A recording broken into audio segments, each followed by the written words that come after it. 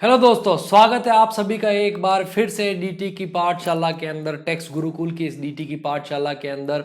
और मैं हूं आपका दोस्त और डीटी का घोस्ट प्रोफेसर अमित राज पुरोहित।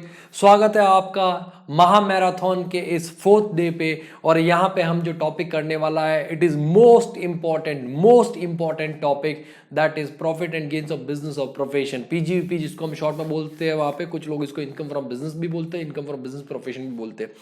अगर मैं आपके एग्जामिनेशन के पॉइंट ऑफ व्यू से बात करूं बेटा, तो इसका ओवरऑल वेटेज, क्योंकि जो टोटल इनकम का भी क्वेश्चन आता है वो largely it is based upon PGP only. So अगर मैं ओवरऑल इसके वेटेज की बात करूं तो बेटा मिनिमम इसका जो वेटेज है वो 15 मार्क्स है, मैक्सिमम 20 मार्क्स तक जा सकता है। जी हाँ, सही कह रहा हूं मैं आपको, क्योंकि मैं टोटल इनकम वगैरह वो सारा कंसिडर करके मैं बोल रहा हूं। So it is very important topic. And मैं सुनता हूं कई बार कि जो बच्चे हैं इसी टॉपिक को छोड़ के चले जाते हैं वहां पे, है ना, ये और कैपिटल गेन छोड़ के चले जाते हैं। बेटा डीटी में फिर बचा ही क्या, कहने का मतलब।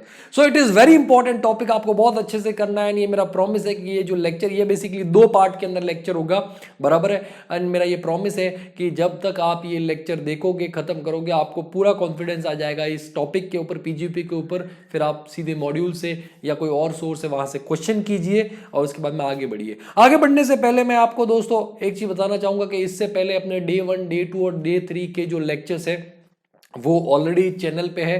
आप इसके डिस्क्रिप्शन में जाकर के वहां पे लिंक्स आपको मिल जाएंगे, तो आप वो देखिए अगर नहीं देखे हैं तो। और सबसे इंपॉर्टेंट चीज कि आप मैक्सिमम लोगों तक ये शेयर कीजिए, पुराने वीडियो भी और ये भी आप मैक्सिमम लोगों तक शेयर कीजिए, वीडियोस को लाइक कीजिए, चैनल को सब्सक्राइब कीजिए और बेल आइकन भी दबाइए, बराबर है। थोड़ा लग रहा है ना कि मैं यूट्यूबर की जैसे अभी बोलना स्टार्ट कर दिया है मैंने, क्या करें बेटा, करना पड़ता है, ठीक है। तो आप मैक्सिमम लोगों तक पहुंचाइए। टेलीग्राम चैनल, व्हाट्सएप जो ग्रुप्स वगैरह है, आपके फ्रेंड्स के, आपके जो कॉलिग्स वगैरह है जो आर्टिकलशिप के अंदर आपके साथ में काम करते हैं, उन सबको शेयर कीजिए और मैक्सिमम लोगों को बोलिए कि वीडियो को शेयर करें, ताकि एप्रिसिएशन हमको मिल सके। और वो एप्रिसिएशन इज मोटिवेशन, आपको पता ही है वहां पे। तो चलिए दोस्तों, शुरू करते हैं आज का हम ये टॉपिक, और वो है आपका profit and gains of business profession notes. आपको जो हमारा चैनल है टैक्स गुरुकुल, जो टैक्स गुरुकुल आप टेलीग्राम पे जाकर के आपको मिल जाएगा, टैक्स गुरुकुल। मैं इस वीडियो के नीचे डिस्क्रिप्शन के अंदर लिंक भी दे दूंगा। But still tax Gurukul for CA final, CA inter, CS and CMA, ये जो चैनल है आप जाकर के ढूंढ सकते हैं। गुरुकुल COOL है ना, आपका गुरुकुल है, ठीक है। कई लोग KUL से ढूंढते हैं वहां पे, तो उनको नहीं मिलेगा। ये जो लोगो आपके सामने दिख रहा है वही आपका वहां पे टैक्स गुरुकुल का लोगो भी है। यूट्यूब मिल जाएगा आपको। और सेम नाम से हमारा एंड्रॉइड ऐप है, वहां वो भी आप एंड्रॉइड ऐप भी ज्वाइन कर सकते हैं। वहां पे टेस्ट वगैरह एंड्रॉइड ऐप में करवाया जाएगा। सो दोस्तों, without wasting time, let's start PGP.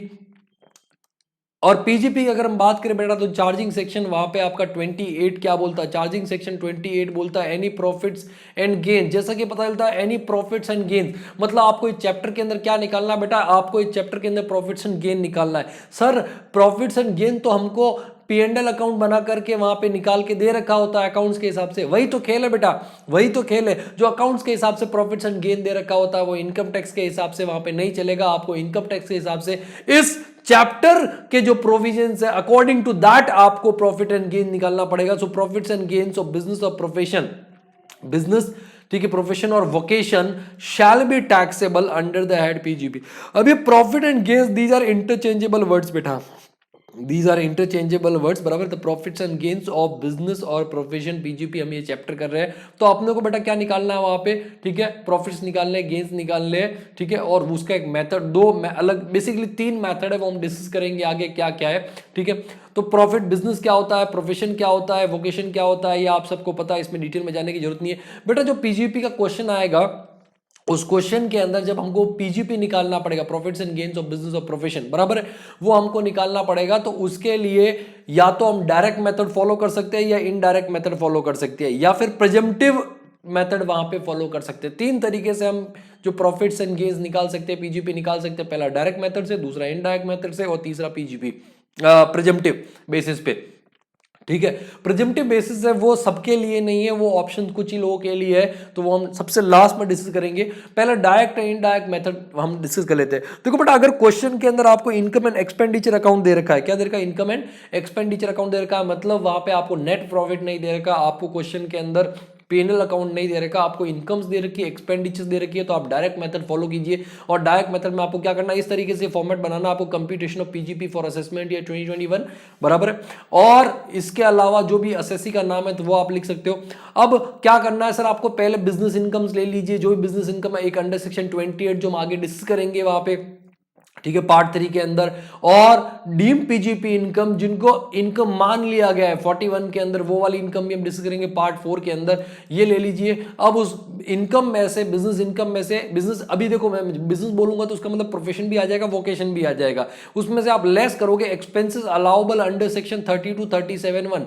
आपको याद होगा हमने कल हाउस प्रॉपर्टी किया था, वहां पे डिस्कस किया था कि वहां पे जो डिडक्शन मिलते हैं सेक्शन 24 के अंदर ही मिलते हैं, सैलरी के अंदर सेक्शन 16 के अंदर डिडक्शन मिलते हैं। वैसे ही यहां पे जो सेक्शन 30 से लेकर के 37 तक जो दे रखे हैं एक्सपेंसेस, उन्हीं का डिडक्शन मिलेगा पीजीपी के अंदर, बाकी कोई और खर्चे का डिडक्शन नहीं मिलेगा। तो जो भी एक्सपेंसेस अलाउबल है, जो भी expense allowable under section 30 to 37(1), वो इस बिजनेस इनकम में से लेस करते हैं। सबसे पहले हम ये डिस्कस करने वाले पार्ट 1 में, अगर वो लेस कर दे तो आपका टैक्सेबल पीजीपी आ जाएगा, और इसके अंदर दूसरे हेड्स की इनकम मिला करके आप क्या कर सकते हो, टोटल इनकम निकाल सकते हो। ठीक है, तो पार्ट 1 के अंदर हम डिस्कस करेंगे एक्सपेंसेस जो अलाउबल है, पार्ट 2 के अंदर हम कुछ और सेक्शन डिस्कस करेंगे, जैसे 40 स्मॉल ए, 40B, 40A2, 40A3। ठीक है, पार्ट 3 के अंदर हम बिजनेस इनकम डिस्कस करने वाले हैं 28 के अंदर। पार्ट 4 के अंदर जो डीम पीजीपी इनकम है वो डिस्कस करेंगे। पार्ट 5 के अंदर कुछ सेक्शंस और इंपॉर्टेंट सेक्शन, जैसे 44AA, 44AB टैक्स राइट वगैरह, ठीक है, 44AD, ADA, NA presumptive taxation, वो डिस्कस करेंगे। और उसकी प्रॉब्लम सॉल्यूशन तो अभी मैराथन है, तो उसके अंदर वो तो आपको करना पड़ेगा। तो ये इस तरीके से अपने को चैप्टर का ओवरव्यू मैंने बता दिया कि इस तरीके से पढ़ना है। तो डायरेक्ट मेथड बता दिया कि जो इनकम है उसमें से एक्सपेंसेस अलाउबल है वो लेस कर देंगे, बराबर है, तो आपका पीजीपी आ जाएगा। कब फॉलो करना है डायरेक्ट मेथड? जब आपको क्वेश्चन के अंदर इनकम एंड एक्सपेंडिचर अकाउंट दे रखा है, या फिर क्वेश्चन में नेट प्रॉफिट नहीं दे रखा है, क्वेश्चन के अंदर आपका वहां पे किसी भी तरीके से पीएनएल अकाउंट नहीं दे रखा, तब आपको वहां पे डायरेक्ट मेथड फॉलो करना है। लेकिन सर क्वेश्चन में हमको अगर वहां पे पीएनएल अकाउंट दे रखा है, या फिर पीएनएल अकाउंट ना दे करके आपको वहां पे जो इनकम एंड एक्सपेंडिचर, जो आइटम डेबिटेड है पीएनएल अकाउंट में वो दे रखी है, जो आइटम क्रेडिटेड है पीएनएल अकाउंट में वो दे रखी है, और साथ में नेट प्रॉफिट दे रखा है, बराबर है, तो इस केस में आपको डायरेक्ट मेथड की जगह आपको इनडायरेक्ट मेथड फॉलो करना पड़ेगा, आपको उल्टा चलना पड़ेगा। मतलब जो profit as per books of accounts दे रखा है, जो profit as per books of accounts दे रखा है उसको आप बेस ले लो, net profit as per PNL account उसको आप बेस ले लो। फिर उसके अंदर आप एक एक आइटम जो पीएनएल के डेबिट साइड में दे रखी है उनको आप चेक करो, जो पीएनएल के डेबिट साइड में दे रखी है या पीएनएल में डेबिटेड है उनको आप चेक करो,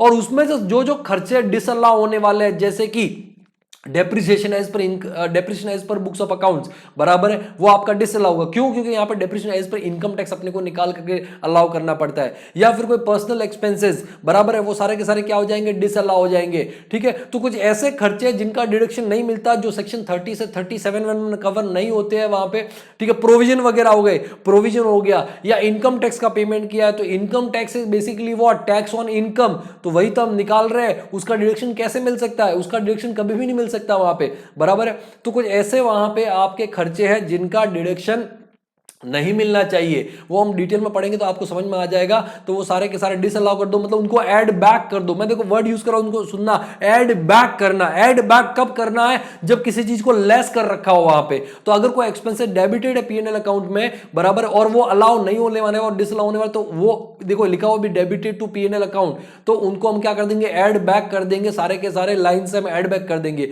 उसके बाद में हम क्या करेंगे कि जिस एक्सपेंसेस का डिडक्शन मिलना चाहिए और जो नहीं मिला है, जैसे कि डेप्रिसिएशन बुक्स ऑफ अकाउंट्स के हिसाब से दे रखा था, उसको हमने ऐड बैक कर दिया। अभी डेप्रिसिएशन इनकम टैक्स के हिसाब से लेना पड़ेगा, तो वो हम कैलकुलेट कर लेंगे। और डायरेक्टली दे रखा है एज पर इनकम टैक्स तो कोई बात नहीं, डायरेक्टली ले लेंगे। अगर नहीं दे रखा है तो हम कंप्यूट करके और फिर उसको लेस कर देंगे वहां पे। ये कौन से एक्सपेंसेस? जो अनरिकॉर्डेड बिजनेस एक्सपेंस, जो ऑलरेडी रिकॉर्डेड, जो ऑलरेडी पीएनएल के डेबिट साइड में है, जैसे कि रेंट ऑफिस का पे किया था, तो ऑफिस का रेंट अलाउबल एक्सपेंस होता है। ऑफिस का रेंट क्या होता है बेटा? Allowable expense. तो हमने उसको ऐड बैक नहीं किया, हमने उसको डिसअलाउ नहीं किया, उसको एज इट इज रहने दे दिया वहां पे, उसको एज इट इज रहने दे दिया वहां पे, बराबर है। लेकिन मान लो अगर कोई ऐसा खर्चा है जिसका डिडक्शन नहीं दिया गया, डिडक्शन नहीं दिया गया, बराबर है, तो आपको एक्स्ट्रा इंफॉर्मेशन में मिल सकता है या क्वेश्चन के हिसाब से आपको पता चल जाएगा। तो ऐसे एक्सपेंसेस है allowed as deduction under section 30 to 37 only these expense, जैसे कि डिप्रिसिएशन हो गया या फिर कोई साइंटिफिक रिसर्च के ऊपर खर्चा किया है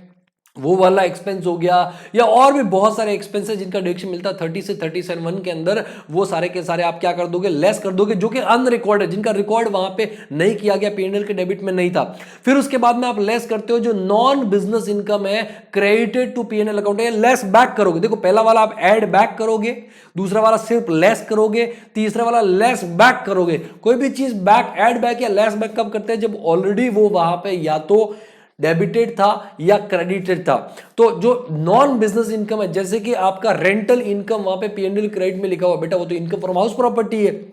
या इंटरेस्ट इनकम लिखा हुआ है, वो तो बेटा इनकम फ्रॉम अदर सोर्सेज है। या कहीं से सैलरी मिला हुआ पीएनएल क्रेडिट में, बेटा वो तो इनकम फ्रॉम सैलरी के अंदर आएगा, बराबर है। या किसी प्रॉपर्टी को बेचने से जो प्रॉफिट हुआ है वो तो आपका कहां जाएगा? कैपिटल गेन में चला जाएगा। तो ये सारी की सारी non business income, non professional income है, उनको हम लेस बैक, अगर वो क्रेडिटेड है पीएनएल अकाउंट में, अगर पीएनएल में क्रेडिटेड नहीं है तो लेस बैक करने की जरूरत नहीं है, वो हम लेस बैक कर देंगे। और उसके बाद में unrecorded business income, unrecorded business income अगर कोई है, अगर कोई अनरिकॉर्डेड बिजनेस इनकम है जो आपको क्वेश्चन में एक्स्ट्रा इंफॉर्मेशन में दे रखा है, जो एडिशनल इंफॉर्मेशन होगा वहां पे दे रखा होगा, पहली बात तो अनरिकॉर्डेड होना चाहिए, दूसरा वो बिजनेस से रिलेटेड होना चाहिए। तो इन दैट केस वो आप क्या करोगे? वहां पे आप उसको ऐड कर दोगे। ऐड, मैंने ऐड बोला, पहला वाला एक्सपेंसेस डिसअलाउड पीएनएल में जो डेबिटेड थे उनको ऐड बैक करेंगे, दूसरा वहां पे एक्सपेंसेस जिनका डिडक्शन नहीं मिला था 30 to 37 बराबर है, उनको हम लेस करेंगे। फिर नॉन बिजनेस इनकम जो पीएनएल में क्रेडिटेड उनको लेस बैक करेंगे, और लास्ट में अनरिकॉर्डेड बिजनेस इनकम है तो उनको ऐड कर देंगे। तो ये सारे ऐड बैक लेस करने के बाद में जो आएगा उनको जोड़ देंगे नेट प्रॉफिट के अंदर, घटा देंगे नेट प्रॉफिट में से, तो वो आ जाएगा आपका टैक्सेबल पीजीपी। ये होता है इनडायरेक्ट मेथड, मतलब आपने उल्टा चल करके वहां पे प्रॉफिट्स निकाले। अब बेटा बारी आती है कि भाई जो डिडक्शन, जैसे कि मैंने बोला कि 30 से 37 के अंदर, तो ध्यान रखना कभी भी कैपिटल एक्सपेंडिचर का डिडक्शन नहीं मिलता बेटा, कभी भी कैपिटल एक्सपेंडिचर का डिडक्शन नहीं मिलता। कैपिटल एक्सपेंडिचर जैसे कि आपने कोई प्रॉपर्टी खरीदा, बराबर है, कोई आपने फैक्ट्री के अंदर मशीनरी लगाया, दीज आर कैपिटल एक्सपेंडिचर, तो उनका डिडक्शन नहीं मिलता पीजीपी में, बराबर। लेकिन उनके ऊपर डिप्रिसिएशन अंडर सेक्शन 32 क्या हो जाएगा? Allowed as deduction on such capital expenditure. Depreciation under section 32 ये होता है as per income tax, as per income tax के हिसाब से हम निकालते हैं वहां पे। क्लियर है बेटा? तो ये 32 के अंदर आपका वहां पे डेप्रिसिएशन आ जाएगा, ठीक है। लेकिन कुछ ऐसे सेक्शंस है जहां पे कैपिटल एक्सपेंडिचर का डिडक्शन मिलता है बेटा, कुछ ऐसे एक्सपेंसेस जहां पे, कुछ ऐसे सेक्शंस है जहां पे कैपिटल एक्सपेंडिचर का डिडक्शन मिलता है। Under some sections capital expenditure will be allowed as deduction, for example section 35 AD scientific research वगैरह जो आप करते हो, वहां पे कोई स्पेसिफाइड बिजनेस है वहां पे 35 सीसीसी, बराबर है, एग्रीकल्चर एक्सटेंशन प्रोजेक्ट या फिर स्किल डेवलपमेंट प्रोजेक्ट वगैरह, तो उनके ऊपर आप खर्चा करते हो, तो उस केस में कैपिटल एक्सपेंडिचर पूरा का पूरा जितना आपने मशीनरी खरीदा पूरा डिडक्शन मिल जाएगा, बराबर है। कुछ केस में अगर बिल्डिंग खरीदा उसका डिडक्शन पूरा 10 लाख का, तो 10 लाख का पूरा उसी साल डिडक्शन मिल जाएगा जिस साल आपने खरीदा है, वो हम आगे डिटेल में डिस्कस करेंगे। लेकिन बेटा जब ये सेक्शंस के अंदर पूरा कैपिटल एक्सपेंडिचर का डिडक्शन मिलता है तो क्या आप उम्मीद करते हो डेप्रिसिएशन या कोई और डिडक्शन मिलेगा उस पर्टिकुलर खर्चे से रिलेटेड? नहीं सर, कुछ नहीं मिलेगा। However no depreciation, no any other deduction shall be allowed under any of the provision of income tax act 1961। ये चीज ध्यान रखना। अब बेटा आते हैं हम पार्ट 1 के अंदर। ये तो हमने एक जनरल चीज डिस्कस करी पार्ट 1 के अंदर। पार्ट 1 बेटा क्या बोलता है? साफ साफ बोलता है पार्ट 1 वहां पे expenses allowed as deduction under section 30 to 37, जैसे कि सेक्शन 16 के अंदर वहां पे आपका, ठीक है, कौन कौन से प्रोफेशनल टैक्स, पीटी या फिर एंटरटेनमेंट अलाउंस गवर्नमेंट एम्प्लॉइज के लिए, या फिर स्टैंडर्ड डिडक्शन 50,000 हमने पढ़ा था। जैसे कि हमने इनकम फ्रॉम हाउस प्रॉपर्टी में सेक्शन 24 के अंदर पढ़ा था कि स्टैंडर्ड डिडक्शन 30% एंड दूसरा interest on borrowed capital on accrual basis, बराबर है। सिर्फ उतने ही डिडक्शन मिलते हैं उन पर्टिकुलर आइट्स में। वैसे ही पीजीपी की जब हम बात करेंगे, बिजनेस प्रोफेशन की बात करेंगे, तो बेटा आपके सामने जो दे रखा है उतने ही डिडक्शन आपको मिलेंगे, कोई और एक्स्ट्रा डिडक्शन वहां पे आपको नहीं मिलेगा। So these are the expenses which are allowable as deduction, which are allowable as deduction under section 30 to 37। तो हम एक एक सेक्शन वहां पे डिटेल में डिस्कस करते जाएंगे। अच्छा, सारे के सारे 30 से 37 वाले सारे के सारे सेक्शन आपको सीए इंटर लेवल पे एप्लीकेबल नहीं है, फाइनल में कुछ सेक्शंस वहां पे एक्स्ट्रा है, बट आपको सारे के सारे नहीं, तो जो जो आप ऐसा ना बोलो सर 31 आया, 30 आया, 31 आया, 32 आया, सर 33 में कहाँ है, सर 34 में, 34 नहीं है सर, आप ऐसा बोलोगे बेटा ऐसा नहीं है, सारे सेक्शन आपको वहां पे नहीं है, ठीक है, कुछ डिलीट भी किए गए हैं। तो बात समझना कि जो आपको बताया जा रहा है, ये जो नोट्स दिए जा रहे हैं, इसके अंदर जो चीजें वही आपको पढ़नी है, बराबर है। तो सबसे पहला आता है बेटा सेक्शन 30। सेक्शन 30 क्या बोलता है? सेक्शन 30 बोलता है rent, repairs, insurance, taxes on building. Rent, repairs, insurance, taxes on building. रीट, रीट है, रीट जहां की प्रीत सदा में गीत वहां के गाता हूं, भारत का रहने वाला हूं, भारत की बात सुनाता हूं। वाह सर, क्या गाना है सर, बहुत बढ़िया। रेंट, अगर आपने कोई बिल्डिंग का रेंट पे किया है, बराबर है, अगर आपने कोई बिल्डिंग का रिपेयर्स करवाया है, ऑब्वियसली रेंट तो तब पे करोगे जब आपने ओन नहीं कर रखा है वहां पे। रिपेयर्स आप कभी भी करवा सकते हो, आप ओनर हो या किराए पे लेकर, कोई दिक्कत। इंश्योरेंस प्रीमियम पे किया है, चाहे आप ओनर हो या नहीं हो, या फिर कोई म्युनिसिपल टैक्सेस वगैरह पे किया है आपने, चाहे आप ओनर हो या नहीं हो। किसके ऊपर? बिल्डिंग के ऊपर। क्या सर पीजीपी में डिडक्शन मिलेगा? तो सबसे इंपॉर्टेंट चीज, क्या बेटा वो बिल्डिंग आप अपने बिजनेस के लिए यूज कर रहे हो क्या? यह क्वेश्चन आता है। अगर आप वो बिल्डिंग अपने बिजनेस के लिए यूज कर रहे हो, कि मैं मेरी क्लासेस चलाता हूं, मैं मेरी शॉप चलाता हूं, या मेरा बिजनेस रेंट पे देने का है, या कोई भी दूसरा बिजनेस या प्रोफेशन, बिजनेस जहां जहां बिजनेस लिखा बिजनेस आ जाएगा, प्रोफेशन भी आ जाएगा, वोकेशन भी आ जाएगा, बराबर है। तो अगर वो बिल्डिंग में उसके लिए यूज कर रहा हूं वहां पे, तो जो भी खर्चा कर रहे हो, चाहे रेंट हो, चाहे रिपेयर्स हो, चाहे इंश्योरेंस हो, चाहे टैक्सेस हो, वो आपको डिडक्शन मिल जाएगा। If building is use for business, yes, तो डिडक्शन क्या हो जाएगा? Allowed under section 32, allowed under section 30, allowed under section 30 PGP में डिडक्शन मिल जाएगा। एंड इफ नो, ठीक है, तो डिसअलाउड वहां पे आपका डिसअलाउ हो जाएगा। तो मैं एक एग्जांपल लेता हूं कि पीएनडीएल के डेबिट साइड में वहां पे रेंट फॉर बिल्डिंग लिखा हुआ था 10,000। कितना बेटा? रेंट फॉर बिल्डिंग लिखा हुआ था 10,000, 10,000 ओनली 10,000 वहां पे लिखा हुआ था।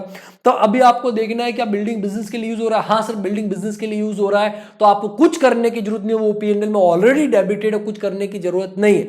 लेकिन मान लो नीचे एक इंफॉर्मेशन दे रखी है कि 50% इस building is use for resident. ध्यान रखना, नीचे इन्फो देख, ऊपर 10,000 दे दिया, नीचे क्या लिखा? 50% building is use for resident. तो बेटा अभी देखो डेबिट कितना पीएनएल में? 10,000, बराबर है कितना? 10,000। लेकिन ये जो पूरा 10,000 का रेंट दिया जाए, क्या ये पूरा का पूरा बिजनेस रिलेटेड? नहीं सर, 5,000 जो रेंट है वो रेसिडेंशियल से रिलेटेड है। तो इन दैट केस बेटा आप क्या करोगे? नेट प्रॉफिट के अंदर 5,000 आप ऐड बैक कर दो, क्योंकि वो डिसअलाउ हो जाएगा। वो क्या हो जाएगा बेटा? डिसअलाउ हो जाएगा, क्योंकि आपने ज्यादा डिडक्शन ले लिया, तो 5,000 आप वहां पे ऐड बैक कर दोगे। क्लियर बेटा? दूसरा आता है बेटा आपका section 31। Section 31 talks about repairs and insurance on plant and machinery and furniture. ऊपर था आपका बिल्डिंग के ऊपर रिपेयर्स, ठीक है, insurance, rent, repairs, insurance and taxes. Taxes मतलब म्युनिसिपल टैक्सेस। यहां पे सेक्शन 31 के अंदर क्या बेटा? आपका repairs and insurance on plant and machinery and furniture. अगर आपने प्लांट एंड मशीनरी, ठीक है, का रिपेयर करवाया है, या फिर फर्नीचर का रिपेयर करवाया, या प्लांट एंड मशीनरी का इंश्योरेंस प्रीमियम पे किया है, या फर्नीचर का इंश्योरेंस प्रीमियम पे किया है, बराबर है। और बेटा वो plant and machinery and furniture किसके लिए यूज हो रहा है? For business. किसके लिए यूज हो रहा है बेटा? बिजनेस के लिए यूज हो रहा है। तब तो आपका डिडक्शन क्या हो जाएगा? अलाउ। अगर वो बिजनेस के लिए यूज नहीं हो रहा तो बेटा वो डिडक्शन वहां पे अलाउ नहीं होगा, वो डिसअलाउ हो जाएगा। अच्छे से बात समझना, वो क्या हो जाएगा आपका? डिसअलाउ। क्लियर है ये चीज? सर पार्टली बिजनेस, पार्टली वहां पे पर्सनल पर्पस के लिए यूज कर रहे हैं, तो डिडक्शन भी पार्टली मिलेगा आपको, डिडक्शन भी आपको पार्टली मिलेगा। वही आपका नीचे इन्फो। अच्छा सर यहाँ पे रेंट नहीं आएगा क्या? सर रेंट, बेटा रेंट सेक्शन 31 में कवर नहीं होता है, बात समझना। जो आपका रेंट ऑफ, अगर आपने कोई प्लांट एंड मशीन रेंट पे लिया, फर्नीचर रेंट पे लिया है, तो सर वो 31 में कवर नहीं होता। डिडक्शन मिलेगा, बट वो डिडक्शन आपका मिल जाएगा सेक्शन 37(1) के अंदर, मतलब किसी और सेक्शन में। यहां पे सिर्फ section 31 talks about specifically repairs and insurance on plant and machine and furniture, बराबर है। अभी जो कॉमन पॉइंट है for section 30 and 31, professor note दे रखा है पहला, ओनली करंट रिपेयर। अच्छा रिपेयर मतलब सर करंट रिपेयर, मान लो मैंने एक बिल्डिंग का रिपेयर करवाया और वो रिपेयर न होकर के पूरा का पूरा कमरा बनवा दिया मैंने अलग से बेटा, तो कैपिटल नेचर का रिपेयर हो गया। वो तो असेट क्रिएशन हो गया ना एक तरह से। वो क्या हो गया आपका? Asset creation. मान लो मेरा मशीनरी था, मशीनरी में कोई एक ऐसा पार्ट था जो पार्ट खराब हो गया, अब वो पार्ट मैं नया लगवा देता हूं, तो उस मशीनरी की लाइफ 10 साल 15 साल बढ़ जाती है, बराबर है। वो महंगा पार्ट था, वो 10 साल 15 साल उस मशीनरी की लाइफ बढ़ जाएगी, ठीक है। उसका जो प्रोडक्शन, जो पार्ट खराब हो गया था उसकी वजह से खराब प्रोडक्शन हो रहा था, अभी नया प्रोडक्शन होने लग जाएगा। तो इन दैट केस बेटा वो क्या हो गया?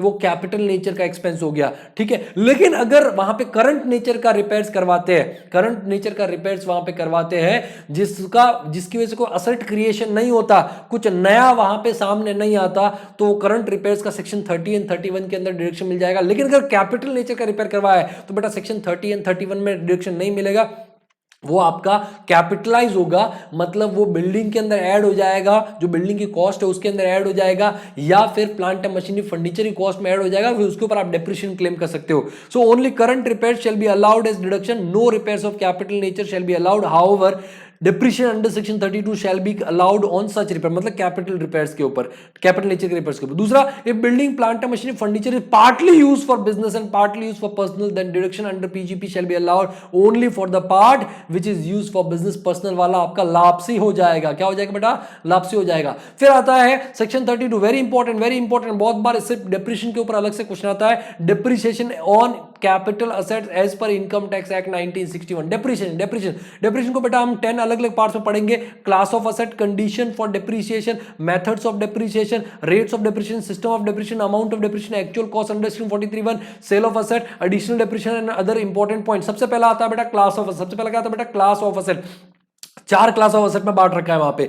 इनकम टैक्स के हिसाब से जो कैपिटल असेट है बेटा वो 4 तरह की होती है। एक होती है बिल्डिंग, उसमें अलग अलग तरह की बिल्डिंग हो सकती है। दूसरा फर्नीचर एंड फिटिंग्स, तीसरा इंटेंजिबल असेट्स, बराबर, जिसको देख नहीं सकते, छू नहीं सकते, महसूस नहीं कर सकते, और चौथा आता है प्लांट एंड मशीनरी या अदर्स असेट्स भी आ जाती है। तो बेटा यहां पे 4 तरह की ही असेट्स हो सकती है, यहां पे 4 तरह की असेट्स ही हो सकती है इनकम टैक्स के अंदर, बराबर है। दूसरा आता है कंडीशन फॉर डिप्रिसिएशन, बेटा कोई भी असेट के ऊपर डिप्रिसिएशन क्लेम करने के लिए कंडीशन क्या होना चाहिए, तो पहली बात तो सीधी सी बात है कि there must be asset and such, उस असेट का ओनर वहां पे असेसी होना चाहिए। भाई जिसने पैसा खर्च किया है, कैपिटल एक्सपेंडिचर किया है 10 लाख का, वही तो डिप्रिसिएशन क्लेम कर पाएगा।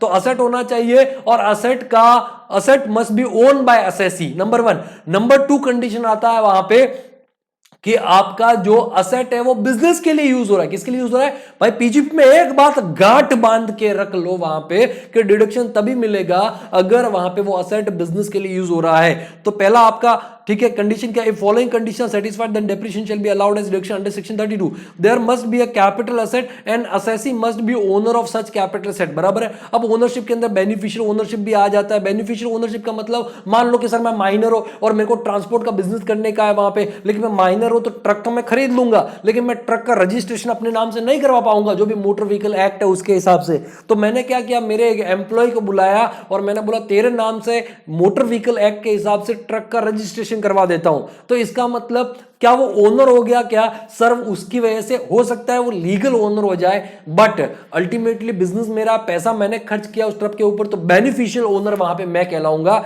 ऐसे बहुत सारे कोर्ट्स के डिसीजन है, तो बेनिफिशियल ओनर मैं हूं, तो डेप्रिसिएशन वो मेरा जो एम्प्लॉय वो नहीं ले पाएगा, ऑब्वियसली डेप्रिसिएशन का डिडक्शन मैं लूंगा वहां पे। तो पहला, there must be a capital asset and assessee must be owner of such capital asset, beneficial ownership is also included in ownership। दूसरा, asset must be used for the purpose of business or profession, asset business profession के लिए। और सबसे important condition, asset shall be put to use in the year of acquisition for 180 days or more। जिस साल में आप वहां पे उस मशीनरी को खरीदते हो, उस असेट को खरीदते हो, जिस साल में अक्वायर किया उस साल का ये कंडीशन है। जिस साल में आप अक्वायर किया उस साल के लिए कंडीशन है कि जिस साल में आपने उसको अक्वायर किया है उसी साल आप उसको पुट टू यूज करना पड़ेगा। बेटा क्या करना पड़ेगा, उसको पुट टू यूज करना पड़ेगा। ये बात समझना, उसको पुट टू यूज करना पड़ेगा। मैं एग्जांपल देता हूं वहां पे, फटाफट एक छोटा सा एग्जांपल देता हूं कि ये मैंने एक प्रीवियस ईयर 1920, ठीक है, 1 अप्रैल 19, 31 मार्च 20, ठीक है, मैंने मान लो मई के अंदर 1 मई 19 को असेट अक्वायर किया और लाके उसको मेरे घर पे रख दिया बेटा, बराबर है, घर के मतलब ऑफिस में रख दिया, वहां पे एसी खरीदा, एसी को ऑफिस में लाके रख दिया। बेटा अक्वायर करने से वो पुट टू यूज नहीं हो जाता। अभी मैंने वहां पे उस असेट को इंस्टॉल कर दिया, 1 जून 2019 को मैंने उस असेट को इंस्टॉल कर दिया। अच्छा, मैंने ये लाके रख दिया है, मतलब वो रेडी टू यूज है, मैं कभी भी चाहूं तो उसको इंस्टॉल करके यूज कर सकता हूं। That is ready to use, and ready to use is not put to use. Ready to use is not put to use, बराबर है। लाके बॉक्स में लाके रख दिया मतलब वो रेडी टू यूज, कभी भी उसको मैं इंस्टॉल कर सकता हूं, बराबर है। अब मैंने असेट को इंस्टॉल कर दिया, तो ये आपका ये आपका हो जाएगा वहां पे put to use. Asset insure मतलब वो क्या हो जाएगा आपका put to use. Put to use मतलब मैं चाहूं तो आज से स्टार्ट कर सकता हूं। और मान लो मैंने मेरा बिजनेस स्टार्ट किया 1 दिसंबर मतलब एक्चुअल प्रोडक्शन स्टार्ट हुआ 1 दिसंबर 2019। ये एक्चुअल प्रोडक्शन स्टार्ट हुआ है, एक्चुअल प्रोडक्शन स्टार्ट हुआ है, बराबर है। तो उस केस में बेटा वहां पे उस असेट का एक्चुअल यूज हो रहा है। क्या हो रहा है? एक्चुअल यूज हो रहा है, एक्चुअल यूज हो रहा है, एक्चुअल यूज हो रहा है 1 दिसंबर से। तो बेटा पुट टू यूज कहां से काउंट होगा? बात समझना, पुट टू यूज काउंट होगा ना तो रेडी टू यूज से, ये आपका रेडी टू यूज होगा, ना यहां से काउंट होगा ना यहां से काउंट होगा। पुट टू यूज काउंट होगा यहां से 1 जून 2019 से लेकर के 31 मार्च 2020 तक, बराबर है, 31 मार्च 2020 तक। अगर ये पीरियड वहां पे आपको मिनिमम कितना 180 डेज, मिनिमम 180 डेज या उससे ज्यादा होना चाहिए, 180 डेज से ज्यादा होना चाहिए, 180 डेज या उससे ज्यादा होना चाहिए, 180 डेज या उससे क्या होना चाहिए? ज्यादा होना चाहिए। तो उस केस में आपको इस साल, ठीक है, इस साल क्या मिल जाएगा आपका? फुल डिप्रिसिएशन मिल जाएगा। फुल डिप्रिसिएशन आपका अलाउड हो जाएगा, allowed in previous year 1920। Clear है ये चीज बेटा? लेकिन मान लो अगर मैंने ये असेट पुट टू यूज इस डेट को ना करके मैंने ये असेट को 1 दिसंबर को पुट टू यूज किया। बेटा कब पुट टू यूज किया?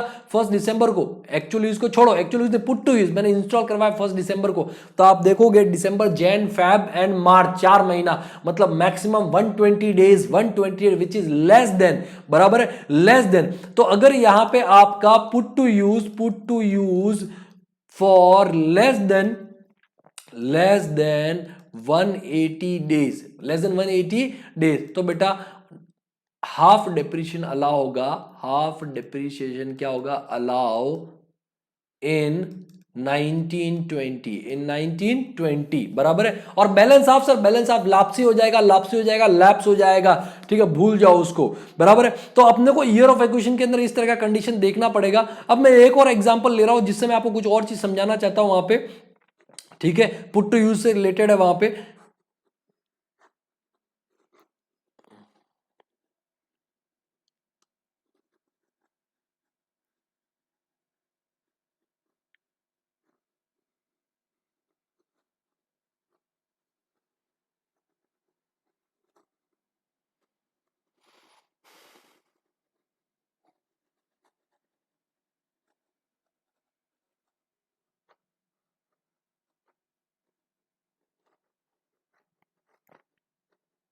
आप अपने अपने हिसाब से इसको लिखते रहना जैसे जैसे आपको लगे। बेटा महा मैराथन है, महा मैराथन में थोड़ा स्पीड ऐसे ही रहेगा। सो प्लीज़ आप अपने हिसाब से वीडियो पॉज करके और आप वहाँ पे लिख सकते हो, कोई इशू नहीं है। One more example I am taking, ठीक है, suppose this is previous year 1920 and this is previous year 2021, ठीक है। 1 अप्रैल 19, 31 मार्च 20, 1 अप्रैल 20, 31 मार्च 21। सपोज मैंने असेट अक्वायर किया 1 अगस्त 2019, असेट अक्वायर्ड, असेट अक्वायर्ड, बराबर। अभी असेट अक्वायर 1 अगस्त 2019 को किया, लेकिन किसी रीजन की वजह से मैं उसको पुट टू यूज पूरे साल में कर ही नहीं पाया, और मैंने उसको पुट टू यूज किया बेटा 1 दिसंबर 2020 को पुट टू यूज किया, मतलब नेक्स्ट ईयर मैंने उसको पुट टू यूज किया, बराबर है। कई लोग बोलेंगे सर क्या होगा फर्स्ट ईयर नो डिप्रेशन, चलो आई अंडरस्टूड कि भाई फर्स्ट ईयर कोई डिप्रेशन का डिक्शन नहीं मिलेगा क्योंकि उसको पुट टू यूज ही नहीं किया है। लेकिन सेकंड ईयर बोले सर हाफ डिप्रेशन मिलेगा। बात समझना बेटा, यहां पे no depreciation because no put to use, no depreciation, ठीक है। रीजन क्या है वहां पे? नो पुट टू यूज, सीधी सी बात है, इन 1920। अब यहां पे लोग बोलेंगे सर यहां पे हाफ डिप्रिसिएशन मिले, बेटा यहां पे फुल डिप्रिसिएशन अलाउ हो जाएगा, full depreciation in previous year 2021, previous year 2021 as condition of put to use for 180 days or more, 180 days or more, ठीक है, is only only for year of acquisition, बड़े बड़े अक्षरों में लिखा हुआ ईयर ऑफ एक्विजिशन, जिस साल आपने अक्वायर किया है सिर्फ उसी के लिए। मतलब आपको सिर्फ इसी साल में देखना है कि वो put to use less than 180 days है या फिर 180 डेज या उससे ज्यादा है। आगे चाहे उसको पुट टू यूज करे कि पुट टू यूज ना करे, आगे से फुल डिप्रेशन मिलेगा। मतलब सर अगर ये 1 दिसंबर 2020 को भी पुट टू यूज नहीं किया होता और पूरे साल में इसको पुट टू यूज नहीं किया होता 2021 में, तो भी सर 2021 में फुल डिप्रेशन मिलता। यस, तो भी 2021 में फुल डिप्रेशन मिलता। सर ये तो गलत है ना सर, ऐसे कैसे हो सकता है वहां पे। अच्छा सर एक और क्वेश्चन है, देखो ये ऐसे इसलिए होता है बेटा क्योंकि जैसे ही आपने असेट खरीदा, बराबर है, इस साल के लिए कंडीशन है पुट टू यूज वाला, इसलिए इस साल कोई डिप्रेशन नहीं मिलेगा। लेकिन जब 31 मार्च को आप अपनी बुक्स क्लोज करोगे तो वो वहां पे असेट के अंदर ये वाला असेट का वैल्यू भी जुड़ जाएगा, ये जो असेट खरीदा है इसका वैल्यू भी क्या हो जाएगा, ऐड। तो 1 अप्रैल 20 को जो ओपनिंग WDV होगा, ओपनिंग WDV में ऑटोमेटिकली ये वाले असेट का वैल्यू भी आ जाएगा। देखो depreciation is something different, but उस सच्चाई को कोई नकार नहीं सकता कि आपने असेट नहीं खरीदा, आपने असेट खरीदा, आपने पैसा भी खर्चा है, तो ये कंडीशन आपने फुलफिल नहीं किया, इसलिए इस साल आपको कोई डिप्रेशन नहीं मिला। अगर आपने लेस देन 180 डेज किया होता तो हाफ मिलता, अगर पूरा 180 डेज से ज्यादा किया होता तो आपको फुल डिप्रेशन मिलता, बराबर है। बट आपने किया ही नहीं तो इस साल कोई डिप्रेशन। लेकिन जैसे ही आपका साल खत्म होगा तो क्लोजिंग WDV के अंदर ये वाला वैल्यू आ जाएगा और वैसे ओपनिंग WDV में आ जाएगा, तो इसलिए अगले साल आपका पूरा का पूरा वहां पे अमाउंट के ऊपर फुल डिप्रेशन मिल जाएगा। यहां तक कि अगर आपने 2021 में नहीं भी यूज किया होता तो भी फुल मिलता, आगे भी आपका फुल मिलता रहता, एक कंडीशन। दूसरा sir why put to use, sir actual production तो स्टार्ट नहीं हुआ है तो मतलब ready to use, sorry actual use से सर हमने को डेप्रेशन देखना चाहिए ना बेटा, नहीं बेटा। अगर ऐसा होता तो जो फायर एक्सटिंग्विशर लगाते हैं, फायर एक्सटिंग्विशर बराबर है, उनका एक्चुअल यूज बहुत कम लोगों का हो पाता है, क्योंकि आग लगाओ, आग लगा के बुझाओ, ये कौन सा तरीका हो गया बेटा एक्चुअल यूज के लिए, ये तो कोई एक्चुअल तरीका नहीं हो गया ना वहां पे। तो आपने देखा होगा फायर एक्सटिंग्विशर ला करके उसको लगा देते हैं एक स्टैंड के ऊपर, उसका जो भी सील व्हील ओपन करके मतलब जिससे रखना है उसको, ठीक है, उस वहां पे रख देते हैं। That is put to use, that is what put to use means it is, आप जब चाहो तब से उसको यूज कर सकते हो, ठीक है, ओके। एक होता है रेडी टू यूज, क्या आपने ला करके रख दिया। एक होता है ready for actual use, that is put to use. Ready for actual use that is put to use, बराबर। एक तो रेडी टू यूज, दूसरा रेडी फॉर एक्चुअल यूज, और तीसरा होता है एक्चुअल यूज। तो अपने को देखना है ready for actual use that is put to use, बराबर। तो ये आपका एक इंपॉर्टेंट वहां पे एस्पेक्ट था जो आपने समझ लिया। तो देखो 3 कंडीशन बेटा। कंडीशन नंबर 1 कि असेट होना चाहिए, असेट ओनर होना चाहिए, दूसरा बिजनेस प्रोफेशन के लिए यूज करना चाहिए, और तीसरा, ठीक है, asset must be put to use for 180 days और more in the year of acquisition. In the year of acquisition देखो बेटा आगे प्रोफेसर नोट में देखा, if asset is put to use for less than 180 days in the year of acquisition then only half depreciation shall be allowed and deduction and balance half shall be lapsed, ठीक है। Condition of put to, वो वाला point आ गया, condition of put to use for 180 days और more और less apply only for the year of acquisition and does not apply for subsequent years.